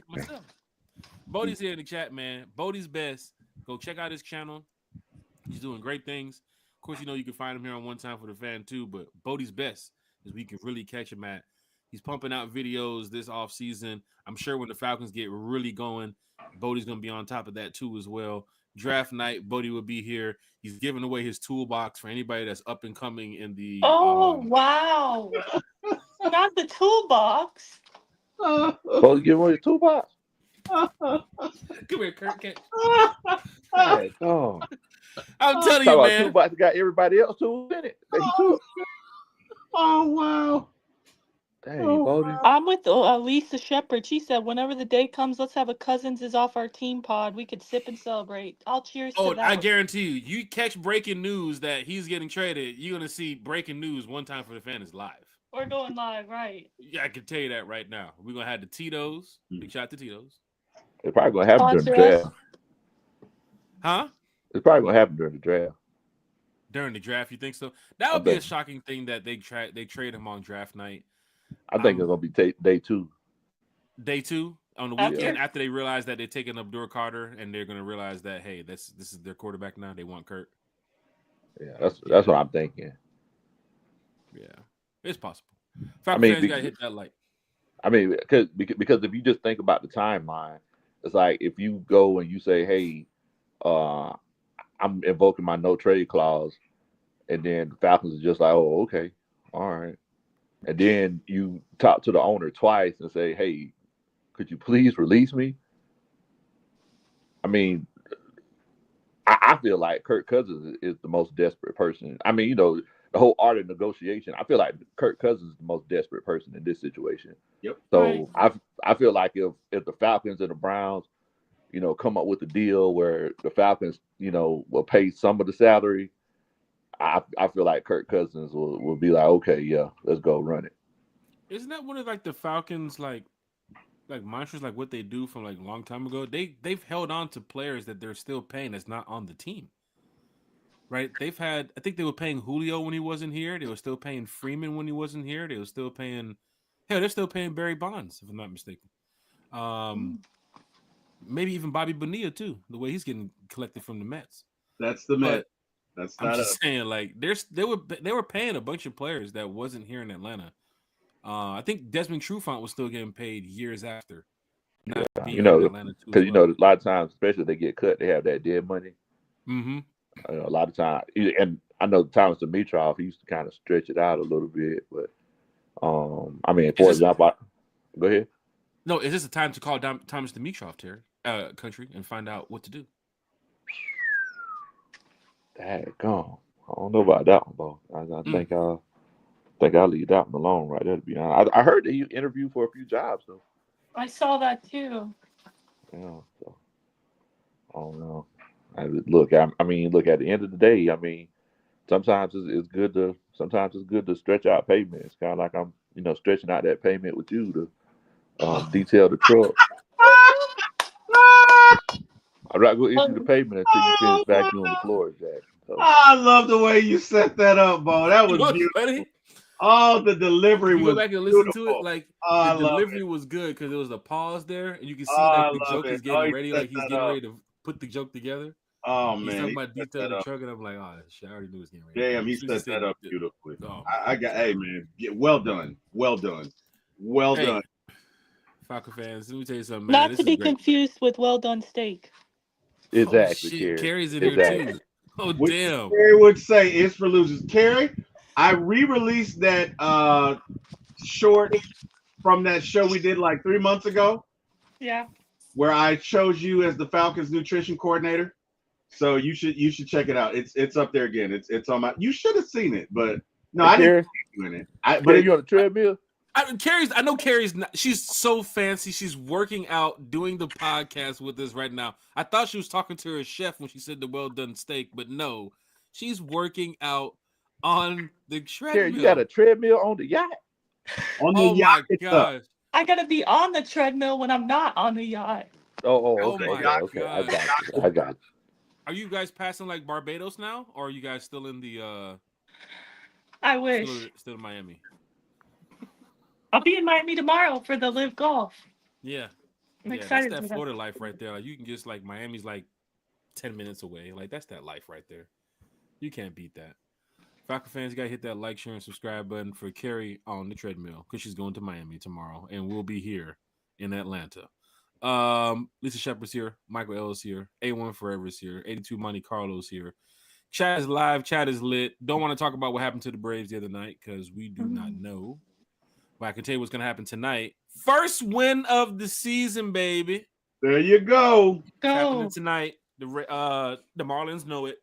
Most Marlin fans know it. Braves get back on track this weekend with this sweep, and then they have to at least split something with the Phillies because the Phillies are still a top team. I believe they're leading the division right now, right? The Phillies, I think so. Yeah. The Phillies are up there. The Rays are a top team too right now. I think they're first in their division. But things change in baseball. That's the good thing about it. You never know when that pitch is thrown, how that batter is going to respond to it. So tonight, bats should be high at the Truist. The sad part is hearing the fans that are going to boo the Braves when they come out. They've taken to social media and they said that this Braves team deserves a booing tonight. I wouldn't do it. Just a bad look. It's going to make social media. It's going to make sports. That ain't a good look. It's not a good look to have. I understand the team, and then people was going at Money Mike yesterday. He made a comment about just hanging their Braves or whatever, Braves fans, and fans don't want to hear that. Those good old Braves fans, those good old Braves country. They let them have it. But then again, at the end of the day, we have so many games left.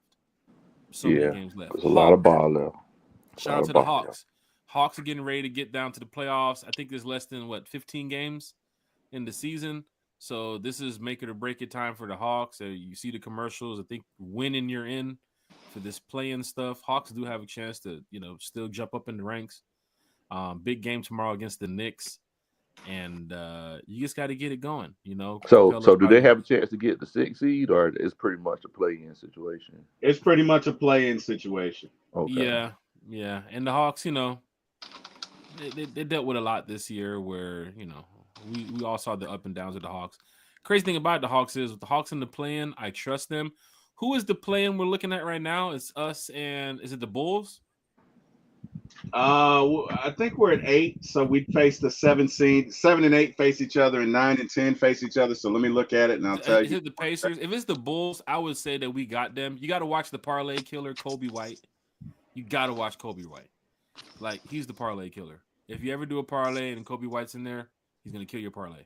So be very careful with Kobe White. So I want to ask y'all a question. So out of all of these teams, every team is going through their own journey. Like, which team do y'all see having the brightest future sooner between the Hawks and the Braves, the Falcons, Atlanta United? Like which team do y'all see? That's a good question. That's it. Jack, I'll let you. Well, I mean, you can answer it first, Kerry. You can answer it first. Doesn't matter. Damn, I mean, I'm in tune with all 4 of them, but Braves are going through some changes right now. The Hawks, I would probably say the Hawks because basketball is a little different than football now. Like, even the names that's coming up out of the draft, it's not like these big names that were back in like the 90s and the early 2000s, where if you get a Kevin Garnett, that's Kevin Garnett. Like, now you can draft Jamal Johnson from Auburn. Like, who the hell is Jamal Johnson? And he goes out there and he just plays in the NBA. NBA drafts, offseason transactions, it's not as big no more. So the Hawks kind of build with these younger guys. I kind of look at them to say that they would probably be the team I would say in that category. Probably the Hawks. Yeah, I would say the Hawks. Yeah. Plus they're dealing with a lot of struggles too as well with this, everything from bench players, role players, everything. Who can work with Trey, who can't work with Trey. Then again, 3 years ago, we were 2 games away from the NBA Finals. That's true. It was wild. 2 games away from the NBA Finals. Honestly, if Trey would have never stepped on that referee's foot, we probably wouldn't. Honestly, we could have been champions. We would have beat the Phoenix Suns that year. Man, we would have got them. We would have smacked them. We would have got them. But we had a couple years ago when we beat Boston and we swept Cleveland. We swept Cleveland in the regular season, and then Cleveland beat the shit out of us with LeBron in the playoffs. So the Hawks have had their struggles. But Kerry, to Big Low's question, Kerry, who's gonna go the furthest? Was the question, right? Like, so who's gonna have the brighter future the soonest? Like to be like real contenders. I'm gonna say the Falcons, but that's because I'm the most diehard out of all the Atlanta sports teams of the Falcons, and it's overdue for the Falcons, really. I think with the offensive core we have, we got to get something going with all this young talent on the offensive side of the ball. That we've built around Michael Penix. Now he has all the weapons there. Just gotta hope that the coaching staff can get it right, and this draft we do well drafting defense. So for me, I'm gonna go Falcons just because that's really what I want the most of all. I ain't mad at it, Kerry. What do you think, T. Will? Falcons definitely have the offensive side of the ball, and an advantage on that side. Still got some things to do with defense. Um, Still have a young offensive coordinator. Not sure what you're gonna do on defense. Hawks really need to get somebody to pair with Trey Young to score. I like the pieces that they have. I really do. But they really need to get that other alpha dog in there. And maybe that's JJ, maybe that's not. So looking at the Braves have their position players wrapped up until 2028. Honestly, the Braves need one pitcher that they need to sign, and they need one reliever, and they're right back there. So I'm gonna say the Braves. I'm gonna say Braves, Falcons, and Hawks in that order. And not that the Hawks and the Falcons are far away. They're not. But the Braves, literally, if the Braves had signed a pitcher and a reliever, I don't even think we're having this conversation. As ridiculous as it seems, as they are 0-7. But, again, with the guys that we have, and we have some good guys in house. Again, we got guys coming back from injury. I gotta say the Braves, Falcons, and Hawks. Those are just my thoughts. Lo, what are your thoughts We on? all have Oh different man, answers. What's yours? oh yeah, man. So we're going Dirty Birds all day. I'm gonna go ahead and tell you. At the end of the day, I feel like everybody's sleeping on the defense. Um, everybody's talking about how we don't have any big names on the defense. I feel like it's going to be. I feel like everyone's going to be pleasantly surprised. I feel like you're going to have mid level, from the 20s to the 10s as far as your defensive ranking goes, and offensively, Michael Penix going to go out here and show up and show out, especially with Matt Ryan coaching them up during the offseason. To your point, Lo, I think I read yesterday that Michael Penix Jr. in our offense was averaging 33 points a game in those last 3 starts he had. I'm pretty sure that was a number. Correct me if I'm wrong, but that's That is impressive, correct. and that gives me hope for sure. Yes, that is That's what we should correct. be doing, with this offense.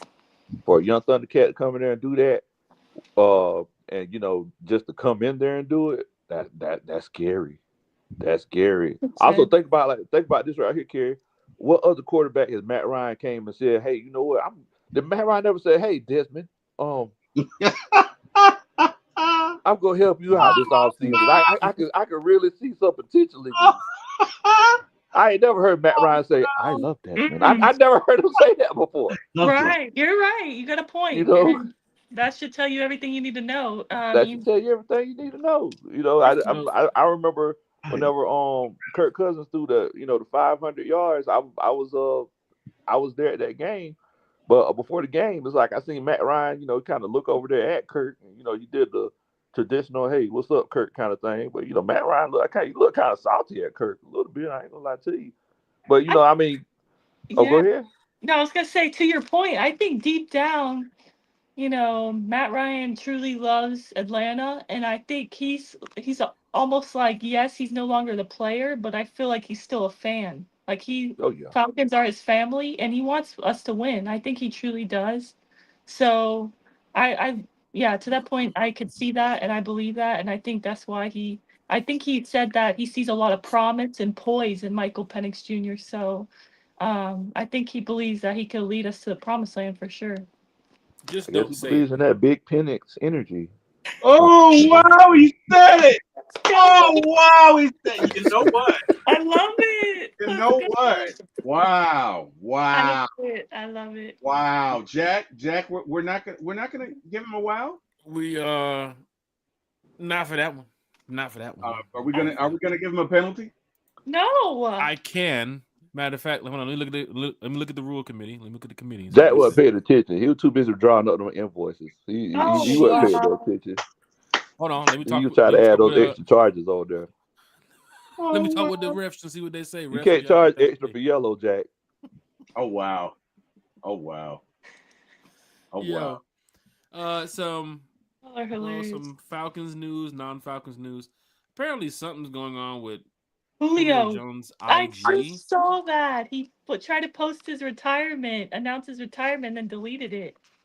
So, I just Harry saw Douglas that. recently putting out a tweet not too long ago about him, Roddy, and Julio having a podcast, which I think would be fire.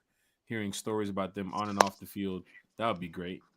Um, Even the time that they had just being friends when they all, when Roddy stopped playing and Julio stopped playing, like they were still hanging out and chilling and talking and shit. So that was pretty cool.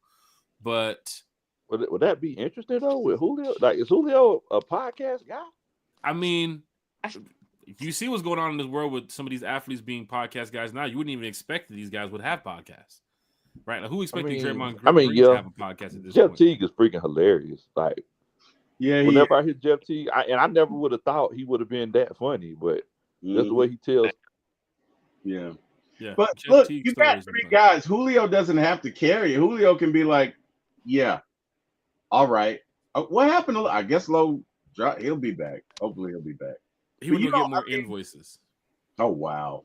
Yeah. Oh, wow. Oh, wow. Because the box right here, the box he brought only had like 10 in there. So. Oh, wow. Oh, wow. Dropping the church's money on the floor. Wow. Okay. Falcon fans, look, hit that like, share, and subscribe button. Big Low will be back, and we'll definitely get him in here. I don't know if he cut out or what happened, but one thing I do know, it's a 3-hour show. We are preparing for draft night, and we're gonna have a great time on draft night. We're gonna have a lot of Falcon fans in here, in the chat, on the panel, content creators, same as well in the chat on the panel, doing what? Talking Falcons football. Everybody's having a great time. We're there to do what? See the Falcons select the next newest member of the team. Is it going to be a defensive player? Is it going to be an offensive player? We're leaning toward defense, but then again, there's a lot of people talking about Kelvin Banks and that the Falcons want to go get a lineman in this draft. I'm leaning toward defense. That's why I'm going to stay here. But for that, draft night is going to be special, and we want to make sure everybody's here for it. We do have the live giveaways that we'll be doing too as well. But Miss Carrie, I know you're super excited about the draft night live giveaway that we're going to be doing too as well. It's going to be like a 3-hour show, almost 4-hour show. Just your thoughts on this live show coming up for draft night, Carrie. Yeah, I'm excited. We're gonna have lots of special guests, lots of giveaways. It's gonna be a great time. You can't beat that, Falcon fans, when it comes to hanging out with other Falcon fans, talking Falcons football. I'm sure people's gonna be throwing around different names. We're gonna be talking about the draft board that we have here at One Time for the Fan, all the players that we think could be selected by the Falcons, or we think the Falcons have on their draft board, pretty much. There go Big Low. There he goes. And, Big Low's going to be stopping by draft night. Who else we got, Carrie? We're pretty packed. We got A1, Big Low. We got a whole list going of special guests, honestly. Let me grab it real quick. We got Big Low, we got A1, we got Scott Krisick, Mark Cheney, Lisa Shepard, Ricondo, Real Falcons fan, the Falconator. I think we're going to have NIL Berto, Chef Matt, right, as well. Mm-hmm. John. Yeah, we're going to have a lot of special guests. It's going to be great. One Time for the Fan. You can add us two there as well. We got Chef Mike too as well. He is one of the chefs under Chef Matt who does a great job. Hold up. Like, why can't I get a chef in front of my name? Huh? Why can't I get a chef in front of my name? Because, I mean, you can just boil hot dogs. You don't think you get a chef? Oh wow! You get a chef status. You just boil hot dogs. Wow. Jay, I ain't talking about what I ain't talking about what I make for y'all when y'all clean the yard. I'm talking about what I actually cook. Oh, what? Damn. Low hit you with a roundhouse, Zach. Jack. Low hit you with a roundhouse. Oh shit. Well, man, it's all love, man. It's all love, folks. This was all about, man. And yesterday, I was telling them about the content for the channel, for the golf channel. And man, we had such a good time, y'all. We played good too, but then we had just a better time just cracking jokes and having a good time. There was no alcohol involved, none of that. But just imagine if we were drinking and hanging out on that golf course. Even the new guy that we had playing with us was like, these guys right here are cool as hell. And that's the thing about golf, man. Just, golfers meet up, the sport. That's how the sport just continues to grow. Because there was a group that was in front of us last week that was walking country. And I was as I was going back to the car, I heard them talking about, hey man, let's go play again next week or the week after. They just met each other. So yesterday, you can even see the fourth person that added on with us, and he's a good golfer too. Country, he's probably not listening to the podcast, but we got to be real. He's a better golfer than us, and technically we beat him yesterday. Right? You talk about boy yesterday? Kyle. Yeah.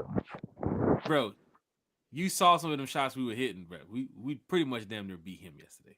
Yeah. He's a damn 12 near handicap. 20 handicap. Yeah. So we got these times of being, a golfer or a fan. It's the off season. Find something to do. Right? Thank you, Michael. You can't give him no chef badge and no hot dog and noodles, man. Man, come look on, here. Man. Look at here. Everybody knows. Michael's Everybody in the chat. This roast is taken from the content creation from the content creators to the chat, country. I'm telling you.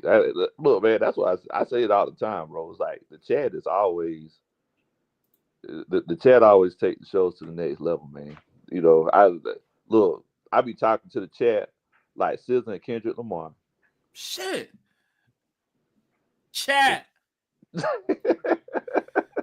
Georgia, Texas boys here. Oh man, what a Friday! 3+ hours of one time for the fan. LFG. You're gonna get more of that on draft night. That's why we're doing these 3-hour shows, because we're getting warmed up. You get warmed up for draft night. So when it's like, oh, I gotta go upstairs and go make dinner. No, we're at the 7th pick, big dog. Could be doing a giveaway. That's it. For all you here worrying about the giveaway, Jack, how y'all gonna do it? Carrie, I sent you an idea of how we can run the giveaway. Did you like that plan? Do you think that plan would work? I like that plan. I do. I think that's a cool idea. Because it's a live giveaway. In the past, what we did was hashtag one time in the comments, and then we'll add you to the random generator, the name generator. But we felt like, fans can get away with winning prizes and not being on the show, because we want everybody to watch One Time for the Fan draft night. You can watch, other shows. That's cool. But tune into One Time, right? So we're going to do the live giveaway with the live giveaway rules on draft night. You will hear how the draft live giveaway rules work on draft night. We're not going to tell you now. We're not going to tell you next week. We're not going to tell you the day before the draft. When the show starts on draft night, you will hear how the giveaways work.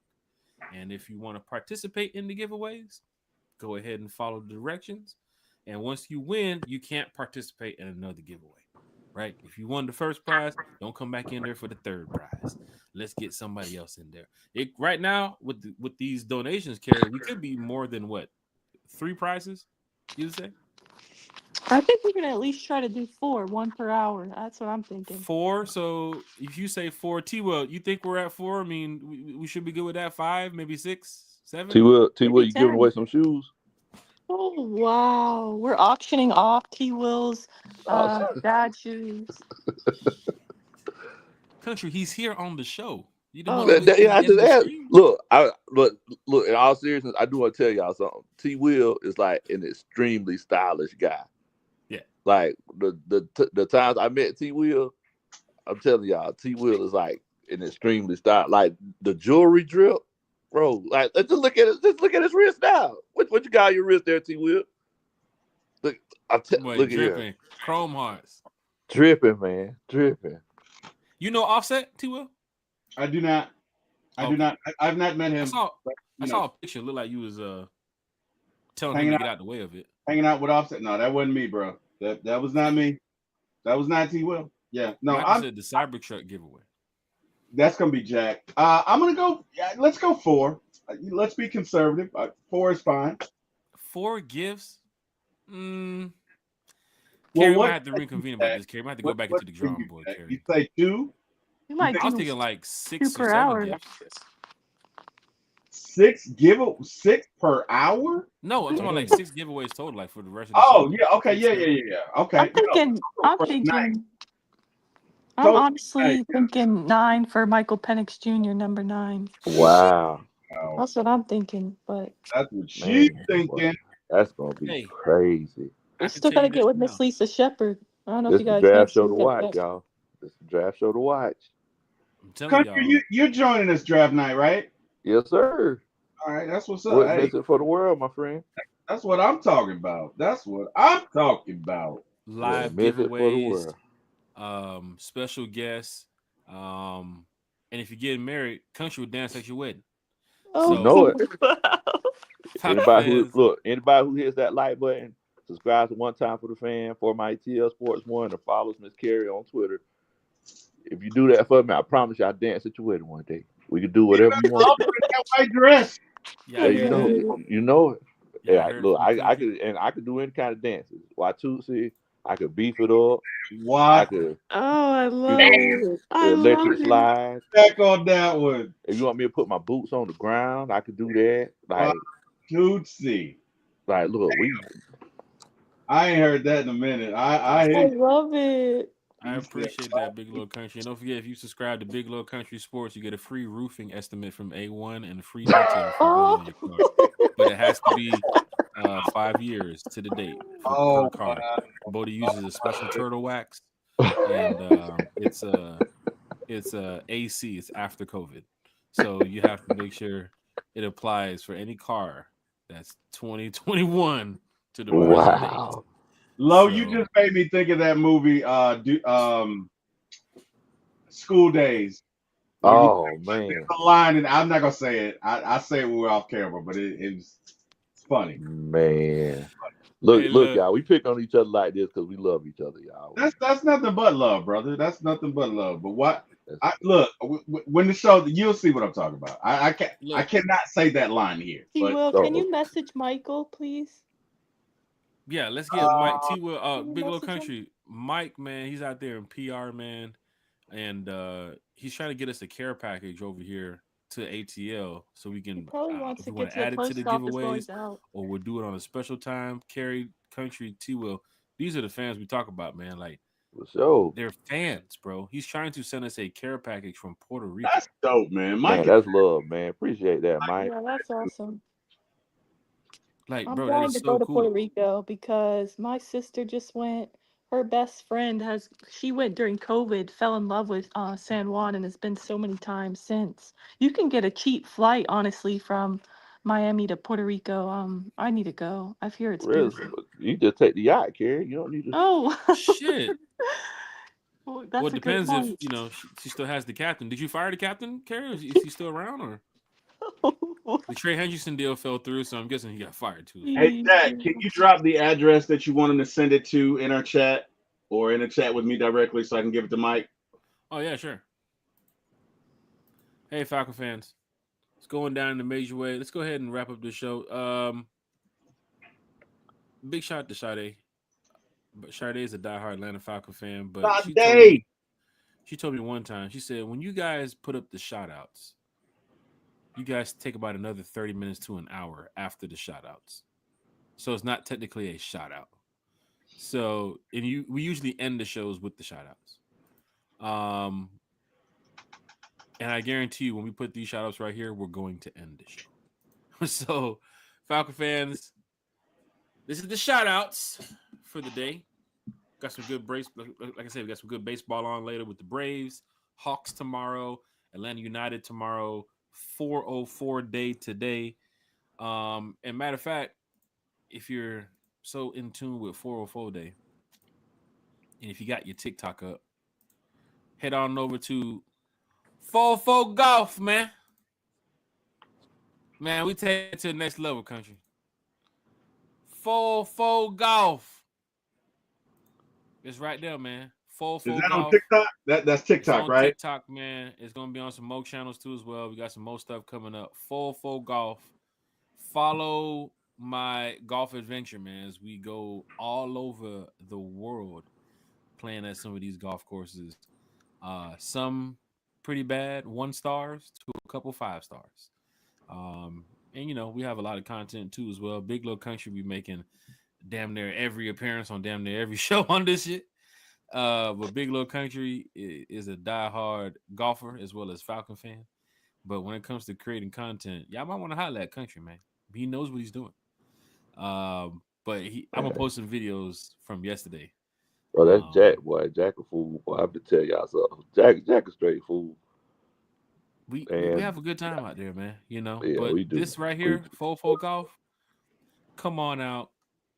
Anytime we have a golf outing, if y'all want to learn how to play golf or get out there in the car and just hang out, man, we have a good time out there, man. You gonna have to pay though, ain't free, but we gonna have a good time out If, there. I if guarantee you. if there's Fofo anybody Golf, who's looking, if there's anybody who's looking into learning how to play golf, like you've always wanted to play, but you always just wanted to go with somebody, like this is the time. Like we're just getting into it, and if you want to go with a group, make sure you're not doing the wrong thing, or make sure that you're following the appropriate golf etiquette, or you just don't want to feel solo going into an uncomfortable situation. Feel free to hit us up, man. We'll be more than happy to go with you. Everyone's invited except Kirk Cousins. I'm telling you right now, when it comes to like just golf itself, like country can tell y'all, there's golf rules and golf etiquette you definitely want to follow before you step out there thinking, oh, I seen them on YouTube. It's not like that, And the first thing is that pace of play. If you're not keeping up with the pace, it can really catch up to you, especially if you have a group on your tail, or you got a slow group ahead. You gotta know how to work it. Because when the marshal come out, it's your ass. No. Let's go ahead and get to these shout outs though, man, because this is the end of the show. Falcon fans, 3.5 hours once again. I don't know how we do it, but we continue to do it. So with that being said, our guests who jumped in at the end of the show, but we could have stayed on for another hour, to tell you the honest truth, bro. Oh yeah, man. Look, we always have a good time when we get on here, man. I definitely appreciate y'all for extending the link out to me. I always enjoy it. Shouts out to everybody that came on to watch this show today. So shouts out to old Drake. Said we need to do a Falcons hunting and fishing trip. I'm always down for that. Sure. It's actually turkey season right now. So, look, if you want something that you need to get ready for Thanksgiving, or you just like me, you smoking them things all summer long, just hit us up. But shouts out to One Time for the Fan, man. Great content creators and great people in general. I always enjoy it. Jack, shouts out to you, man. Shouts out to you for being a good friend. We get together and we play golf and go on these away games, and just have a good time all together. And finna be doing these golf trips, man. I definitely enjoy it. Thank you so much for being a great friend. Carrie, thank you so much for bringing the croissants. I definitely and greatly appreciate that. She stopped at Publix on the way, or did she make them from scratch? Thank you for that. Watch out for Carrie. We made them from scratch. But Carrie, thank you for your positivity. You're always positive and always keeping everybody well informed. And T. Will, thanks for just being free spirit. Thanks for being, always giving us something to enjoy and providing great quality entertainment. I definitely appreciate that, man. Thank you for saying that, sir. Appreciate that. We try, but thank you, and thank you for being you, Lo. Thank you for being. Thank you for always being available. And hell, man, thank you for just being the person you are. So again, appreciate that. It's gotten to a point. Michael said I was waiting for the joke on Jack. He said that sounded too nice. I know, it was very nice. He was waiting for that Nah, pause. Man, like, nah. I want to be in a situation where it's like I'm always ragging on Jack, man. I want to do that, man. Jack, my boy, bro. That's my brother from another mother, right there, bro. That's my road dog. And I'm just thinking about content for like the golf thing that we're doing. Is like he just gave me a good one. Michael, you just actually gave me a joke that I can actually do on the course coming up soon, and I'm sure content creators that's in the golf world will look and be like, yeah, that does happen. That does happen from time to time. Remember that Malcolm sent us a video yesterday, and I'm like, bro, this is gold right here. Like, you can get, man. I don't know. We might go viral with this golf shit. Who knows? But we're gonna have fun doing it. Miss Carrie, thank you for being with us for the first hour of One Time, and then coming back for the overtime portion of One Time. You made it just in time to talk about Kirk. I thought I was going to be gone in time for that, Jack, but I feel like you guys perfectly stalled just in time for me to make it back. So I don't know if I should say thank you or not, but I appreciate it. Bet. Any other shout outs you want to give? Any Falcon fans? I know you gave a shout out to Kevin De Bruyne earlier. This is your moment. He ain't going yet, but I know. Yeah, I'm sad about that. But no, shout out to you. Shout out to T Will. Shout out to Big Low. Shout out to everyone in the chat. I appreciate you guys supporting us always. And yeah, hopefully you guys will all join us draft night. We're gonna be doing a show longer than this, so it's gonna be real fun. You know, you're gonna see our live reaction to the pick, either at 15 or if we trade back. You'll see our reactions. We'll have lots of giveaways and yeah, just fun times and a lot of special guests, content creators. So hopefully you all join us. that's what One Time for the Fan is about. You hear what Carrie said at the end? She said, hopefully you all join us. She's talking about you all, everybody in the chat, because you guys been here before. You can tag your friends and family for draft night. Bring them in here. I don't give a damn if your dog there is sleeping on the ground. You put a damn iPad in front of him and let him watch the podcast too. Let the dog look around like, boy, what are they talking about? Oh, Falcons? I've heard that before. At the end of the day, like I said, we're all in this together. We're all going to make it together. T-Will, former ATL Sports, One Time for the Fan. This is your second show of the day. You have almost 5 to 6 hours of airtime already, and it's 2 o'clock in the morning, 2 o'clock in the afternoon. What time did you wake up? Once again, it is almost 6 hours of airtime for you so far. I hope you enjoy the rest of your day. Like literally just literally flatline the rest of your schedule and just go out. There's grass in the yard that you should cut. See the sun because the sun is out. There's stores to go to. T-Will. Remember what Kid and Play said? People to do, things to see. People Remember to that one. To see. Tear your butt limb from limb. Ow. Every little step you take gonna be round this house tonight. That was house party. That was house party. I can tell you, T-Will, when it comes to a movie, you better holler at T-Will. When it comes to, man, what was that line in that movie? I know. Let me holler at T-Will and just give T-Will a nice little breakdown for you. It was 2 guys by a car, and it was like 1995. I think Chris Tucker was it. It was Rush Hour. That's what it was. It was Rush Hour. What it was. You're talking about the scene when he was talking to the people. That's T-Will. He's just really in tune with this stuff. He's in tune with Falcons. He's in tune with Braves, sports, family, life. T-Will can talk to you about all this stuff. But this is also his platform too. T-Will, your shout outs for today, sir. Hey man, shout outs to you. Shout out to Miss Carrie. Miss Carrie, I'm so sick of Kirk Cousins. Get him out of here. I'm so glad we're finally on the same page with that, T-Will. Because I remember a few weeks ago, you're like, I'm loving this drama. And I'm like, really? I'm saying, T-Will, is that you saying that, or is that like Carrie's nickname? Carrie, I'm waiting for Kirk Cousins to get up out of here. Is that her nickname? Carrie's over Kirk, man. That's me saying it, but Carrie's over Kirk. He was finally on the same page as me because a few weeks ago he's like, "No, Carrie, I'm loving every moment of this drama." I wanted Kirk to suffer, and you know whatever. I'm not even gonna. I'm gonna be like Big Low now. I'm gonna avoid the negativity, but yeah, I just wanted Kirk to suffer for a little bit. No, in all seriousness, Jack, brother, Carrie, thank you guys for having me on the show. Appreciate that. Everyone in the chat, thank you. You could have been anywhere in the world. You chose to be with us. We thank you. We appreciate you. And hey, man, we do this for you, right? Let's be real. We do this for you. You discuss Falcons with us, and you bring us enjoyment. So we can't thank you enough. I want to thank God. Thank you, Lord, waking me up this morning. Thank you, Jesus. Last but not least, Eric Parker, Jack Spade, thank you for giving my start in this business. If you guys happen to today, please go by For My ATL Sports 1 on YouTube. Again, the number 4, My ATL Sports, number 1 at the end. And just like, share, and subscribe. Hey, you know what? It'll give us more opportunity to get into the algorithm and bring content just like this to you. Other than that, you guys have an amazing day. Jack, it's on you. Mm-hmm. How do we do these 3-hour podcasts? Well, of course, you have Tito's. And you keep the crayon nearby. Man, as soon as we finish, I'm going downstairs. I've been eating vanilla wafers and peanut butter. I'm starving.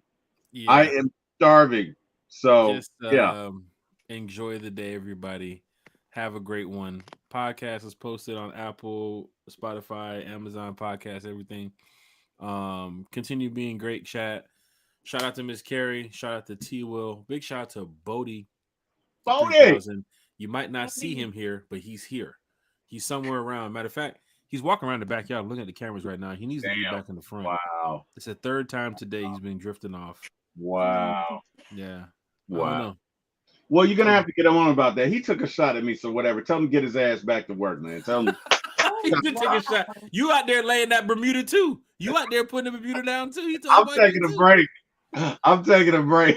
I'm old. Hold on. Did he throw Carrie into this? I bet he didn't. I bet he didn't. I don't think he did. He's trying to get on the yacht. Look at him. I don't think he threw Carrie in it. Let me see. Is it Carrie? He did not throw Carrie in there. He's trying to get on the yacht. Look at him kissing up the kid. Oh, Carrie's on the show. Bodie. Please go like and subscribe she to my friend's channel. Yacht. Did you see the yacht pull up? Go check out Bodie's Best, please. Yo, everybody in the chat, if you're listening, if you're watching, Bodie's Best, you see it right there. You just head on over to his page on YouTube. Like, share, and subscribe for his channel too as well. Terry's channel, For My Intel Sports, One Time for the Fan. Please like, share, subscribe to these channels, man. It goes a long way. Thank you to everybody. We'll be back Sunday night. No mock. We decided no mock today. Sunday night, we'll be back. We'll probably do a mock then. Maybe some Falcons moves are made. Maybe not. But it seems like the Falcons are gearing up for draft, right? If something happens this week, I don't think it's going to be a splash move because everything's kind of dying down with the free agency period. Everybody seems to be preparing for draft. Falcons, as we looked at that roster, we talked about it before. We're going to talk about it again Sunday night. Where is the need? Like, honestly, where is the need? Is the need at tackle? Is the need at corner? Is the need at safety? Let's go over it again and let's see, because it's been some days since we last talked about it. Maybe some moves get made. Falcon fans, Sunday night at 8. We'll see y'all then. One Time for the Fan. It's from the fan for the fan, and we out, y'all. Bye, everyone. It turned from breakfast from One Time for the Fan to lunch with One